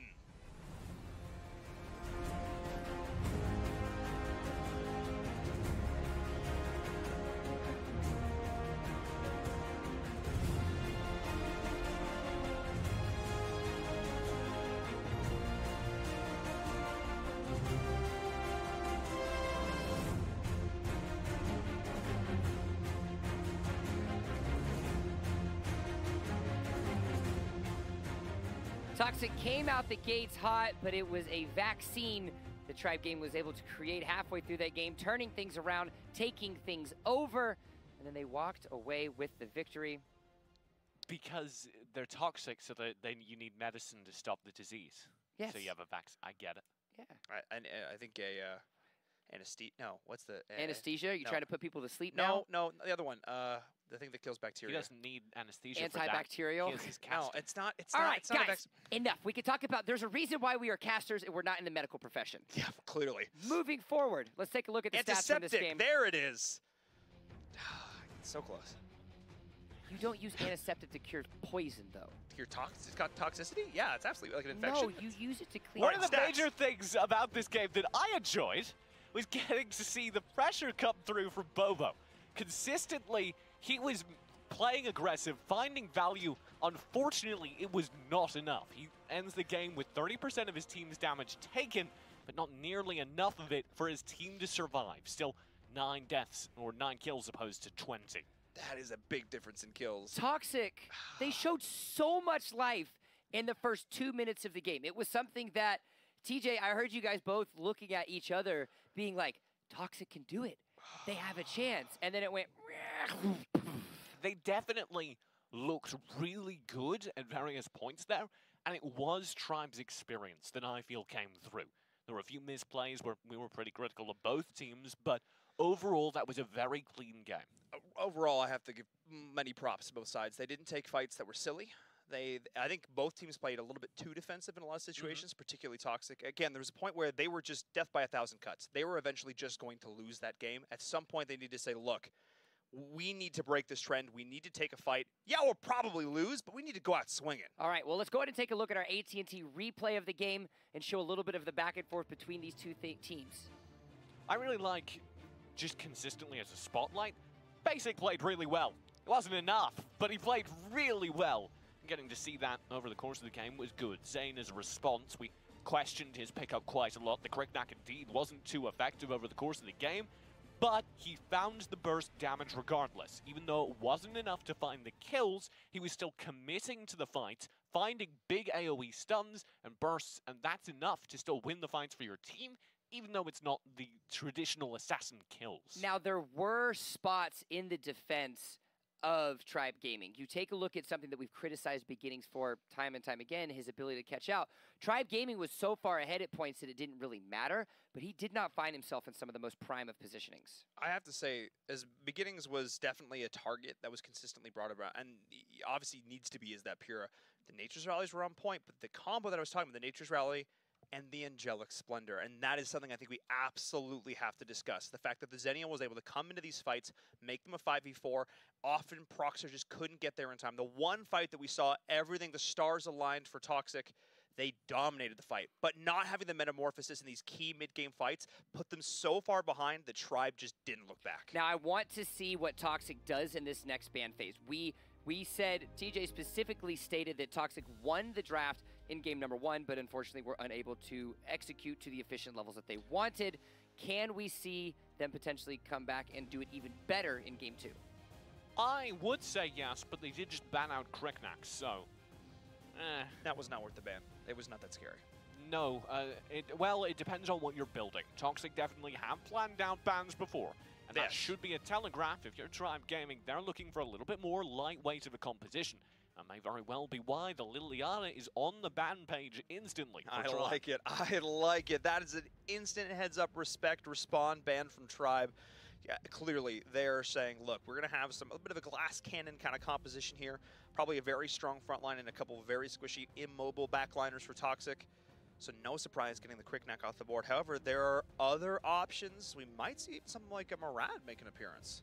Yeah, if you are building lightweight, Murad is very, very good at punishing you, particularly if it can scale late game. Tribe should absolutely wait for Toxic to confirm that they're doing that, Yes. but it's worth keeping your options open at this point and thinking about how you're countering a lightweight composition. The other aspect you have to think about is the amount of side laners that are available with the ban of the Crickneck and the Liliana away. Last game, we had the Malik and the Marja as the two main forces of bans away. Now it's the Zenial that Tribe doesn't want to have to deal with in any capacity. So that's Curious. 2 of the last 5 heroes that Toxic played in Game 1 that will be banned off the table. Valheim looks to be the easy lock-in of a ban now for Toxic, which gives all the world a plenty, and I would not be surprised if we see something like a Marja first pick for Tribe. That's exactly what I was expecting here as well. I don't agree with the Zenial ban. Yes, it's good. Yes, it's... But it also shouldn't be a ban. Instead, though, they ban it out, and it does work for them, so maybe I should stop talking, because they get an instant lock in a Marja, building their side lane very, very well. So one thing I have to note is how different these bans are in terms of supports. Traditionally, we see Pura, Mina, all this sorts of different stuff being banned out here as well. Now we're seeing none of them. But here, it's the game of rock, paper, scissors. So Mina beats Pura, and Shognar should, on paper, beat the Pura. But Now, Kali was banned Mina. away by Sorry, Toxic. Mina. Kali was banned away by Toxic in game number 1. They Yes. wanted to deny that away. Now they've immediately locked in, and they have a Malik on the front line. So cards have been shown early on the compositional style that Toxic is looking to play. KZ Fox is garnering so much respect that he's pulling first picks out of Toxic. That speaks volumes about his play. I'm very interested to see if Hoon can make this character work as well, though, because if Tribe run a similar composition to last game, that may give Toxic the edge they needed in terms of control and zoning during the team fight. Are you sold, TJ, on having a Kali pick this early? I understand that it is a denial away from Tribe Gaming. In the context of the match, yes. Especially because Otherwise, no. It's so obvious, too, that this was the plan all along due to that first ban Crickneck. Clearly, this was going to be the pick here. And this still leaves them the availability to actually pick up the Pura here as well. But, oh, now Tribe's going to totally flip the squid. The problem, I feel, is... I understand why they went for this plan, but I still don't really think it's going to succeed just because of how early you have to pick a mage. A mage is such a determining factor in how your composition's going to work. If you display the mage this early, there's an obvious response, which in this case is Tribe Gaming opting for Teamy Violet Marja. Though I have to say, I do like what Toxic's putting together. You have a big Flicker, Death Scythe. You know, we have the big ol' taunt from Mina. You got the shock on top of that. All the while, the Ethereal Pulse is chugging away. The Gatling Gun of Souls in the back. And then you can follow that up with Proxer on the flank. You can look towards the back, or not necessarily Proxer, but you have the Irie on the flank. Can we try to pick up a big Ryu on the back? Maybe try and lock down Vengeance? Yeah, I dig it. I like the idea. I worry about the execution. It's going to be tough. Hoon is going to have a lot of trouble with his frontline melting. We talk about how brutally tanky the frontline was for Toxic Game 1, Game 2. Malik, Mina, not quite in the same category, and someone like Violet will absolutely chunk through them. And that is another tanky response from Tribe. They pulled out the Tara yesterday, and I actually was talking in the beginnings about this after, like the Arduin versus the Tara. How does he sort of, where do those fit in there? And it's actually an interesting discussion about sort of where they lane and the pressure they offer overall in the draft. We might not see either of them here, but the Kilgroth as well is something that's kind of interesting. I also want to see what's the missing puzzle piece for Toxic in the jungle. They have one opportunity. It's very clear of the composition that they have. It's very easy to see that they've built everything around the Kali and what it can do.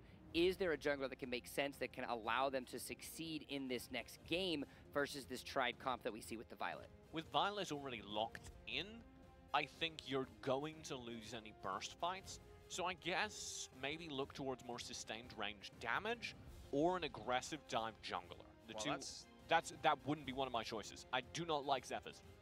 But You could go for an aggressive dive jungler and try and burn down consistently the Violet, the Krixie. I'd look to maybe a Murad if you feel comfortable building and scaling that. I feel Zephyrs doesn't quite have the damage burst that I'm looking for. Maybe Nacroft falls into that category. Nacroft could be an option. I was personally thinking more towards the Morn because there's a lot of great combos, which is clearly what they're also thinking instead. Nope. Hey, Basics Lintus is just fine. It's going to have that early game damage, so I'm fine with that. I think this is a workable composition from both sides. I do feel Tribe Gaming's has ended up being a little bit stronger, provided they're able to scale. This is kind of a later game composition from Tribe Gaming. Once again, it's a bubble comp, named after Bubble Team, who of course love those post 10-minute compositions. Now, you also have to consider, with that being said, on the flip side, as a potential strategy for Toxic, what are we looking to see from them in the early game? They do have the early game pressure that we've been able to see from the Lindis, but I think a huge proponent of this, and this is a player to watch that you mentioned at the beginning in Verum, Proxer needs to show up on that Irie early. I think Proxer, should he play it, needs to show up on the Irie, yes, but I also think you need follow-up as much as possible from the stunts from the engage tools on the rest of the team. Particularly those Malik shocks have to be on point in order to consistently be able to find the stuns necessary to really follow through, create opportunities. If you're not applying stuns, if you're not applying CC, it's going to be very difficult to stop, say, the Violet from just burning down your players over the course of a team fight. There's sort of two ways they're either going to play out this Irie. She's either going to be a great combo off the back of the Mina and the Shock, and she's either going to be going in with the front line, or we could see much more Latam style, which is that 90-degree angle, perpendicular to the fight, find the Krixie in the back, bait out the Flicker to try and escape. She's going to split the fight up. You can then try and run down the front line and split that key damage in the back, give the Violet a target. Even if she dies, but she takes away the aggression of the Krixie of the Violet, that's where the rest of your team wins the fight. All right, well, we've seen what my delightful individuals on the desk have said. Now let's go ahead and see what you guys think about it at home. Head over to Twitter, use the hashtag Valor Series, tweet us your thoughts, tweet us your opinions, and let us know what you think about this next game. It's time to go, though, as Tribe Gaming finds themselves up a game against Toxic. The drafts have been completed, the battlefield has been loaded, and now it's time for battle. Someone we haven't talked about a whole lot so far in this draft, and as we get into this game, has to be Beginnings and his job on Teamy, not only being a strong frontliner, but also being there with that being a bro, the res in the back for his key carries. He's definitely has somebody. He's got a tough job in this game. However, should he be able to play it well, Teamy is one of the most devastating characters in the game. We consistently see him land sick resurrections that are able to save team fights, and especially with the Kilgroth available, I look to him being able to resurrect that melee character in the middle of fights. Speaking of Kilgroth, they're diving up onto 80's hero in the top lane, and that's actually going to be the kill. First blood, nicely done. As that was exactly what Toxic wanted to do to start this game. Toxic did this last game, though, and it was quickly answered. We'll see if perhaps Proxer's the player to overextend, as Tribe Gaming don't seem to be looking for an aggressive answer. I really, really like that decision, though. Shutting down 80's hero not only is a highly emotional player, but somebody on that Kilgroth. Kilgroth is someone who needs to scale because he's hyper underwhelming if he's underfed. Yeah, definitely the case that Toxic are looking to win this game quick. Tribe Gaming, should they get to the late game, have so much damage from across the board, the Krixie, the Violet in particular, Toxic should be looking to get a devastating advantage pre-10 minutes. Especially with the Lindis, that's very possible, but it needs to start now. You nailed it. Toxic cannot win this in the late game. We do see a rotation now coming in. The Shadow on Proxer should be very hard. The only thing that Kali does well in the late game is defend from high ground, but that's not how you win games. So they need to take this early. They need to not allow Tribe to get any early objectives. We do see Beginnings scouting out here. Proxer and the crew need to try and go in and snipe this, but it's way too late. Just not having the rotation. Hoon opting to try and trade and instead just get some minions there in the mid, get level 4, but it wasn't nearly enough as they do give up a free dragon. Yeah, not really the contest. I would have appreciated Hoon rotating a bit quicker. They may be again feeling like we had game 1, a situation where their rotates from top lane are a bit slow over on Toxic. They're running Malik up there as opposed to the Irie. Typically you run the Irie in top lane because her use of Shadow, that double dash, enables her to get back to the team much more quickly should a team fight begin. Clearly that's something about that matchup there. Beginning is going to burn this being a bro. He's going to get that off. We do the moonfall from KZ Fox though, going back in, but a good shock from Bobo, putting him in a solid position to follow up on that. So that's going to be the kill there. Going over the way of Toxic. KZ Fox is still alive though. Bobo's going to be the target. He's now out really deep, and 80's hero on the flank base. He's doing a good job shutting him down with the tread softly, giving the additional vision and damage. The double shot's going to be coming on through. Can be trying to escape, successfully escaping is 80's hero. Good engage, leave it at that, Toxic. You found value, now press forward, convert it into something else. We do see them splitting back correctly. Proxer's here in the lane. Vengeance is doing a pretty good job. I think, again, it all comes down to that lane matchup. They didn't want to have Bobo on that Malika going up against the Kilgroth there. They wanted to have, they wanted to have him up against the Kilgroth there, as opposed to the Marja. And Vimby feeling that Irie could do a slightly better job. It's going to be a tough lane matchup, but not insurmountable. There's the pressure again up top. Hoon full rotating in order to make it happen. They've got Proxer on the Irie answering, anchoring down bottom. Maybe the answer is you put so much emphasis in the top lane early because you know your Malik can't rotate. Yeah. You take the fight up to him. And that's exactly what they've been doing right now. Though I have to look towards the jungles is the next thing to talk about. And I have to say, Zain has been doing such a good job of farming right now. Look at the difference between him and the Lindis. That's not how it's supposed to be in the early game. No, not at all. And that's the power you see from efficient farming. Many people don't think that Proxer, no. microseconds make a difference, but they absolutely do. Proxer walking in a little bit too deep there. Vengeance is going to try and chase down this kill. He's probably going to be successful here. There's the spin in the bush. Vengeance is not able to find it. However, the fight's breaking out here in bottom. The rest of the team is there. And Neo looking to try and turn something there. Basic is going to fall. Beginnings trades for it. That's a trade he'll make 10 times out of 10. Yeah, definitely a solid trade there. Toxic hold the tower, though. Zain will go now to try and take up this Abyssal Dragon. Bobo is nearby, as is Hoon and the rest of the Toxic squad, if they can make it happen. We do have the shot going in. The Dragon is going to go over to Zain. Zain, the target of Bobo, as he's diving in really deep there. Is Hoon on the flank right now. Great Ghost Walk, though, from Vengeance. That Ethereal Pulse did nothing. Your application for ultimate is denied. As that is the counter kill once again. All of Tribe Gaming is here. The Moonfall to follow up, and that is going to be so much damage. KZ Fox living in the midst of his team, getting 2 nice kills. Toxic's trying to split push elsewhere on the map, but that's exactly what Tribe wants to do. I love the power of Marja. The second somebody has a particularly good combo on you, the second somebody may kill you, you just leave. You say, I'm going to Ghost Walk. I'm going to be sitting in an alternate dimension for a while. Finding great success with that too. Vengeance doing a very good job on the side lane. Not quite having enough damage to take down the tower, but I also love the positioning of Beginnings here, who we often criticize for being out of position. He realizes that he has one of the safest heroes in the game to be that mobile ward, to get that additional information for his team, to get that vision, and he's been doing a great job with it.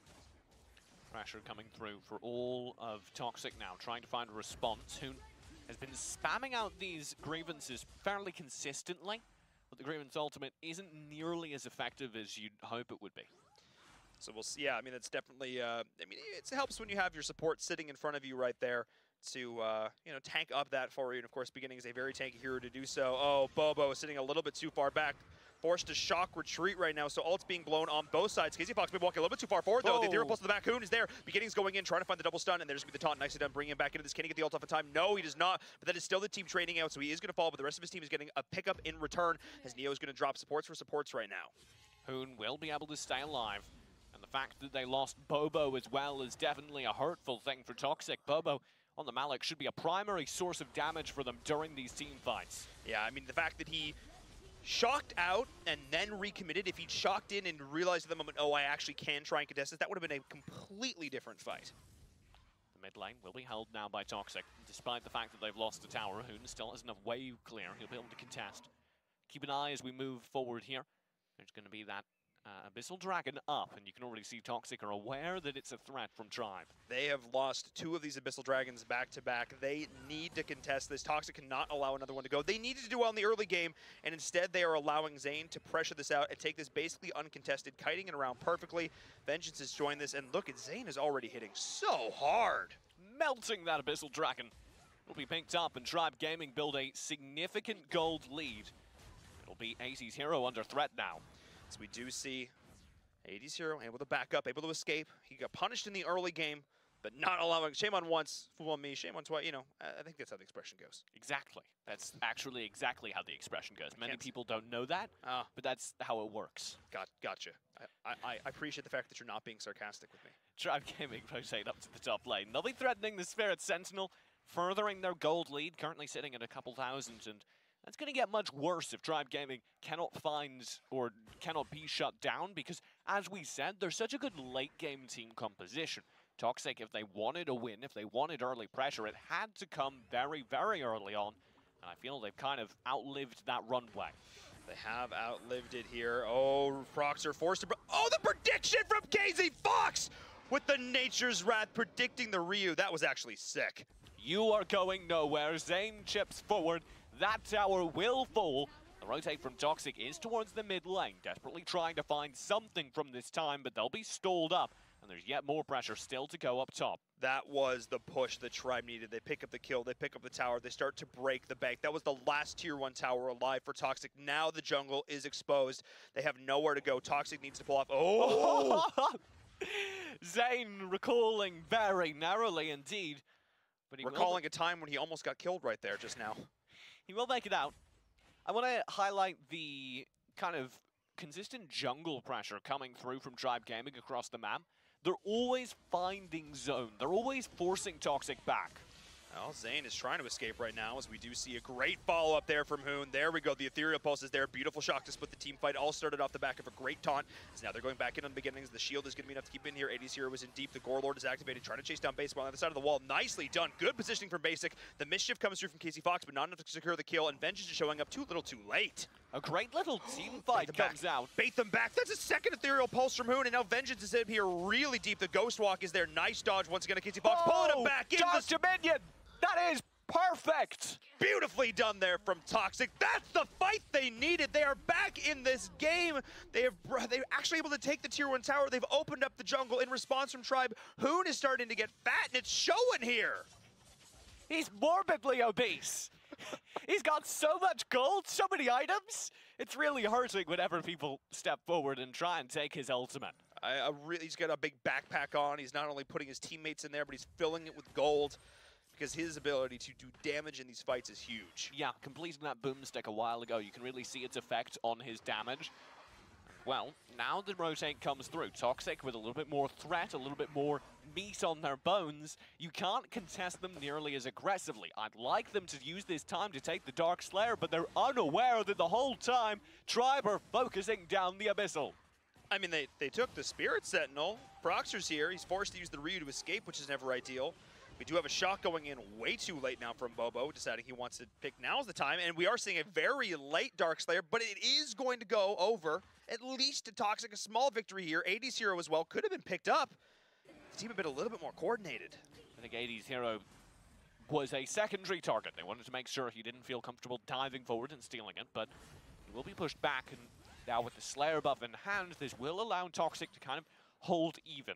They'll be able to put enough threat on these towers that maybe Tribe Gaming don't feel entirely comfortable going for a fight, particularly as Basic has just hit a major power spike completing his Clav Sancti, which will give him devastating results should he be able to connect consistently. Speaking of connecting with critical results, Zane as well is starting to hit like a truck. Yeah, he's already had over 3K crits. Oh, they're walking forward though. That is not optimal. Proxer, oh, that was not the play. I think he had one more dash on the shadow right there. Totally misplaying. Zane! Why? That was the snipe, and Zane is finding his powers. Oh no! Just splitting them apart. He has the Dark Blessing to keep him alive. The Ethereal Pulse is going in. AC is doing a great job body blocking for him through all of this. Look at the crits coming through. Oh no, Zane is hitting so hard. There's a reason that Violet is so hotly contested. We have the flank coming in right now. This Basic is trying to make something happen. Sees a lot of low-health targets with the Dark Dominion from Rio, trying to pull them back onto the tower, but the Sky, the Moonfall is coming in once again. Casey Fox creating space, allowing his team to retreat. Many people think Violet got nerfed recently because the emphasis was shifted away from her primary abilities over to her secondary. This is use of all of her kit. Oh no! Using that ultimate in combination with the tactical fire, you do so much damage, and here's exactly how devastating it is. You know, getting in, doing that key damage, and then just getting him on out. Good team play. The Drake is now being someone they had to use it here. Toxic, if you don't use it, you lose it. It's going to be easily cleaned up by Tribe Gaming, who are now ahead by 4K gold, but it's dead even in kills. This is actually a very even game. Oh. Toxic is super impressing me. I was trying to work out why there was so much damage on each of his ends. He's got built Omni Arms as well, and it's devastating. As we're seeing here again, Vengeance actually did drop it a great, being a bro to keep him alive. Bobo was in real deep. The Cleaves are keeping him up there a little bit longer. Now Proxer's on the flank going in, finds the Ryu, the Ethereal Pulse in the back, shredding them all apart. Basics on the flank, though, can they keep him alive? They do! Just an instant longer. The mischief from Casey Fox cleans him up. But the only players remaining are Zane, Casey Fox, and AT's Hero. Those three are split across the map. AT's Hero split, pushing, contesting this top lane. Late game Kilgroth. He hits faster than the eye can see. If there's any three heroes you want to keep alive at the end of a team fight, it is exactly those three. The ones who want to keep farming, the ones who want to keep doing damage, who can push towers. His pectorals are massive. He swings that spear so quickly, especially when you build your early game towards Scorching Wind. That's the jungle item that increases your attack speed. You might wonder why you do that. That's because many of Kilgroth's abilities actually benefit from him being able to land basic attacks. So if you can get those basic attacks out quicker, you can get more lifesteal, you can keep your Gore Lord, your CC immunity up for longer, and well, that's all very good. Well, he's trying to land those basic attacks onto Basic from Toxic here. If he can get in range and lock him down, nice. That's how you win these games. Basic lived a little bit too long in that last big engage. And oh, we see the party bush coming in from Toxic. Just getting a little bit over-aggressive, though. I think they've left that just a little bit further. They might have been able to find something here, but they're doing a very good job playing defense. This is already going way later than we saw in game number 1 in terms of where the overall control is. Oh, up in the top, though, we do see a gank coming in there, and Basic actually does go down. Oh, no. I warned you. You did. I said 80-0 is devastating. They go for a 2v1 gank and lose. I also said that he wanted to get those basic attacks on the Basic. That's exactly what he did. And look at the damage. The follow-up from Crixie is here. Neo is trying to pull everyone together, but look at the damage consistency from Tribe. The high ground. Tribe went from 0 to 100 real quick. They all of a sudden pulled themselves way ahead in this game. This might be game as they managed to gain so much control. The only players still up are Hoon and Proxer, and that is not the duo you especially need to hold lane. The only hero the Toxic really needs to defend right now is Hoon. He pulls out the Ethereal Pulse, he blasts down the minion wave. As I said, that's where Kali in the late game can excel. But he needs to be alive though for that to work. Beginnings, that was so aggressive, but he stuns him up so that Zane can follow through like he does there. Zane is making a case for one of the best jungle players in North America. No, the Valor series as a whole. Bobo goes in with the shock. Every single person dodges it. All the members of Tribe are still alive, pushing onto the core right now. The Mischief shredding Neo. He has the Dark Dominion, trying to keep himself alive a little longer, but he's still going to drop as the minions are arriving here in the Slayer side of the map. The core is exposed. The mid tower is going down as well. And TJ, I think that's going to be it. That's going to be Tribe Gaming taking the series, our last one of the day, 2-0 over Toxic.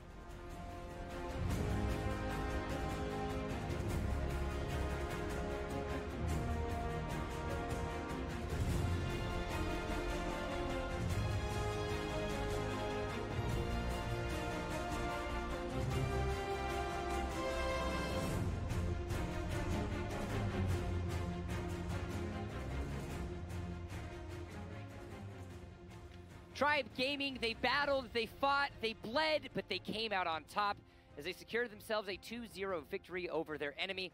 Welcome back to the desk one last time. My name is Jump. I've got TJ in and Virum, and this is what we're wanting to see from Tribe Gaming. That was a great set from both teams. Tribe Gaming, though, absolutely took control of the match. They cleaned up a lot of the team play we were spotting game 1. That looked really good.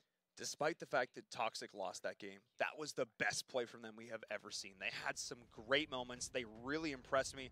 I thought that was going to be more one-sided than it was, but this is Toxic showing that week after week they are improving, pulling off some pretty good stats overall. Hoon was able to be protected, but look at the KZ Fox, 7-0 and 6. That's incredible, but really it was Zane. And look at Hoon. Hoon was able to still show up for his team as well. 36.8%.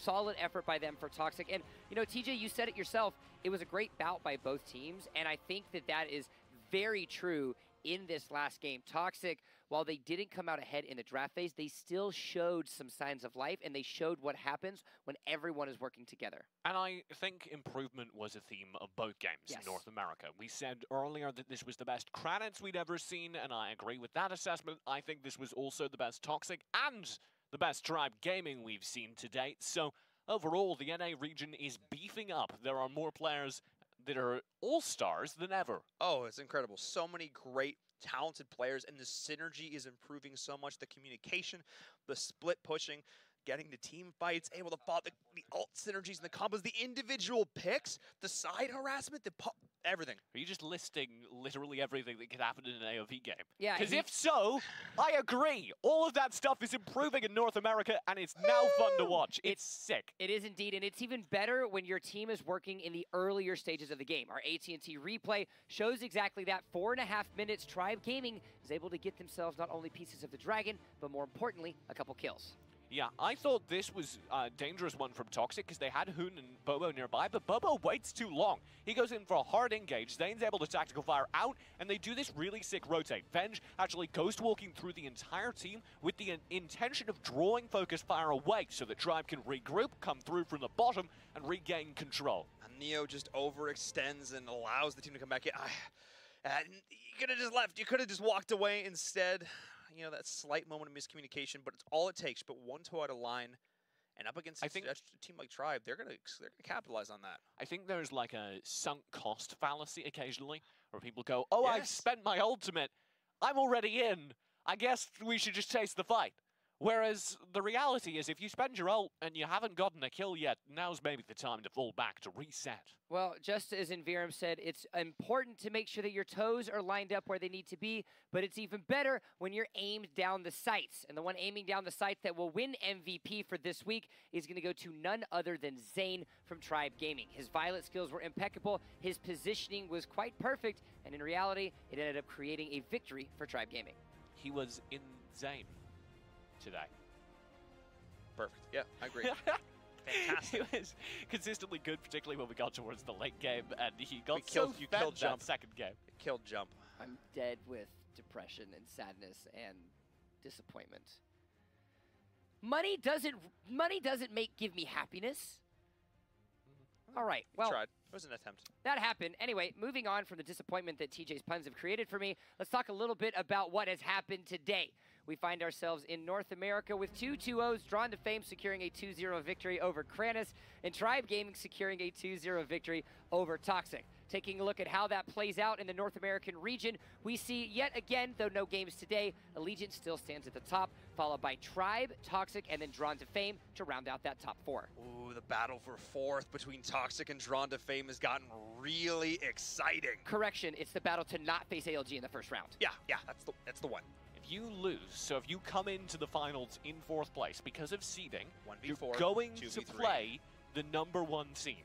If you're going into the finals and you're planning on playing ALG round 1, you're really scared. But all right, EU, we've got EU now. Nova, Bubble Team, Dead Rabbits, and Team Queso, as well as Existence, finds themselves on the mark. Alliance, while they do find themselves at 4 and 10, that is simply because they have a higher sample size than Team Queso and Existence. So they are, by and large, still in the running for a fourth place run. And it's on one hand excellent that all of Europe could come in fourth, but on the other hand, Alliance seem to be really struggling these days. Yeah, losing Rez, I think, was sort of the nail in the coffin for their hopes and dreams on this one, but we're not done. Like, LATAM is still a region we got to talk about because, let's be honest, LATAM, as crazy as EU is... Yeah, let's talk about that Latin American. Geo Esports and Pain Gaming find themselves 2 points difference between each other for that first place position, but I do not want to rule out Nova as a first place contender. No, Nova are still, I feel, growing, and there's a lot of that. I would say all of the top 4 keep getting better, and it's a matter of time until Pain Gaming, Nova, Assassin's Crew, one of those 3 overtake each other and overtake maybe eventually Geo. That's what I'm watching for as well. I'm really excited to see how this slightly adapted Nova roster can do because Geo Esports, while they are definitely on top, there's some chinks in the armor they could potentially, find there. I'm excited. I want to make a rock pun, but I couldn't think of a rock pun. It's okay. Don't worry about it. The tectonic plates are shifting, and maybe there's an opening in the defense. That was weak. Yeah, I don't that was normally actually... call out. That was weak. I'm Sorry. sorry. That was pretty bad. But you know what? It's okay. It's been a long day. All right. Let's talk for a quick second. We can wrap ourselves up from where we're at because I want to say now we are 3 weeks away from the end of the regular season. Week 5 has concluded. We are well over the halfway mark. Seeing that being said, what can you think we expect from this Valor series as a whole over the next 3 weeks? North America is actually way closer than I thought it was going into this weekend, which is very exciting to me. There honestly could be some shakeups in terms of positioning in top 4 and maybe in who's in the top 4 if we get lucky, given some of the games we saw yesterday in particular. Now, the other exciting news is, of course, LATAM and Europe are anyone's game.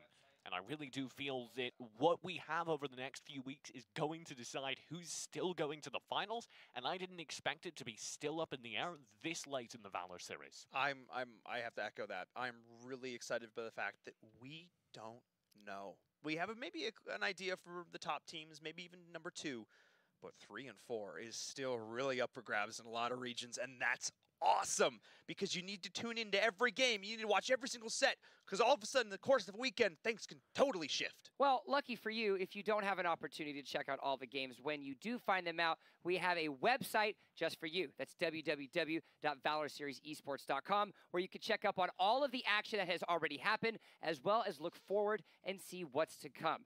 But with that, today's bout has concluded. 3 regions have battled it out for 5 weeks, and only 3 weeks stand in between each other and a chance at Sao Paulo at the regional finals. The action continues next week, where the perfect picture of the postseason continues to be painted when the Valor Series returns. Have a good night.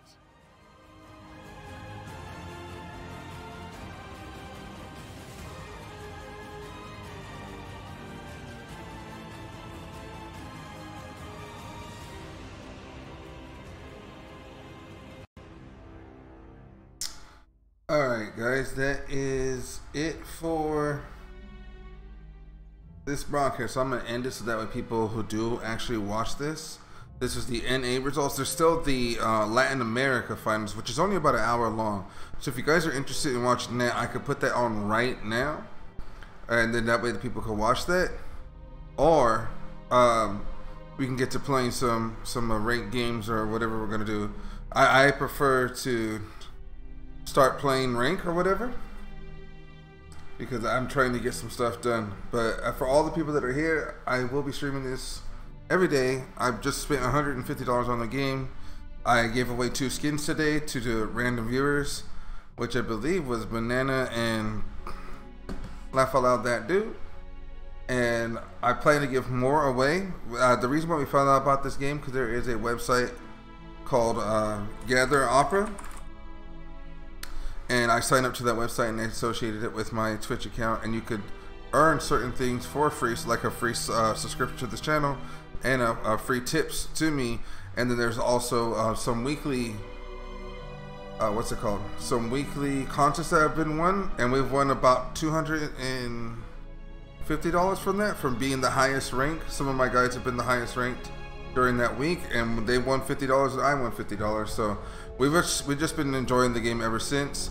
And I noticed that there's not that many people who broadcast this on Twitch and or YouTube, so I thought I would do it for the community because I'm obviously planning to be a pretty big part of this community. I just enjoy the game tremendously, excuse me. And I used to enjoy League of Legends, but now it's so big, like I don't want to try to relearn it right now because I've been gone since season 4. And obviously this is only in season 2, so I want to take the time to learn, evolve, and build the guild. The guild right now is currently level 5. We have 8 people out of the 20, so we do have room. If you're in America and you want to get in on this, let us know simply by applying to the Vanquishers. And I might do something like the highest activity points or something like that. It's a free skin or something of that nature to make sure the guild is active and the people that are doing what they're supposed to be doing continue doing what they're supposed to be doing, so we can get that last rank, which is I believe a level 8, which is 800 gold, 43 I guess rubies you want to call them, and of course the hero trial cards.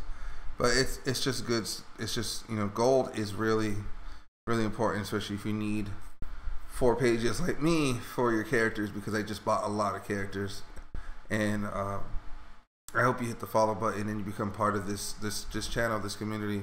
And I know there is a Discord for AOV. I just don't know what it is. I'm gonna see if I can get Banana to give me an invite to that. And of course, you can come to our Discord and join us. And there are people play this literally throughout the night and day in our Discord, so you will have someone to play with if you're looking for people to play with on all ranks. I'm currently silver. We have some people in gold. I think Jimmy reached platinum, and I think Banana reached platinum as well. So there's some people in there. Plus, Devil is plat, I believe, right now. So there's people to play with, and there's people to enjoy the game with. I don't hear anyone talking in regards to what they want to do. If they want to watch the Latin America, I'm not going to bed. I'm trying to figure out if we're going to play or if you guys want to watch the Latin America broadcast. The Latin America broadcast is only an hour. But if we watch the Latin America broadcast, obviously I'm not going to play. Or we could play a couple of ranked games because I want to rank up. I'm gonna probably use either Yibnith or Teamy. If not, I might jungle depending on who is playing with us. But I would like to rank up. I could play all damn night, to be honest. All right, so then I'm gonna go ahead and end this stream, and then I'm gonna restart the stream. So that way, bro, that's rude. That's rude. I am Latin, sir. So I'll be right back. Just gonna restart it, and I'm gonna put rank up or rank community rank up, something like that, and get this thing going. So I hope you enjoy this, and I'll be broadcasting tomorrow the Latin America Day 2, so that way you can see what they do, because they have way different strats, and I think they're more consistent and honestly just better than NA players. So I'll see you guys in a little bit. Give me like 5 minutes tops.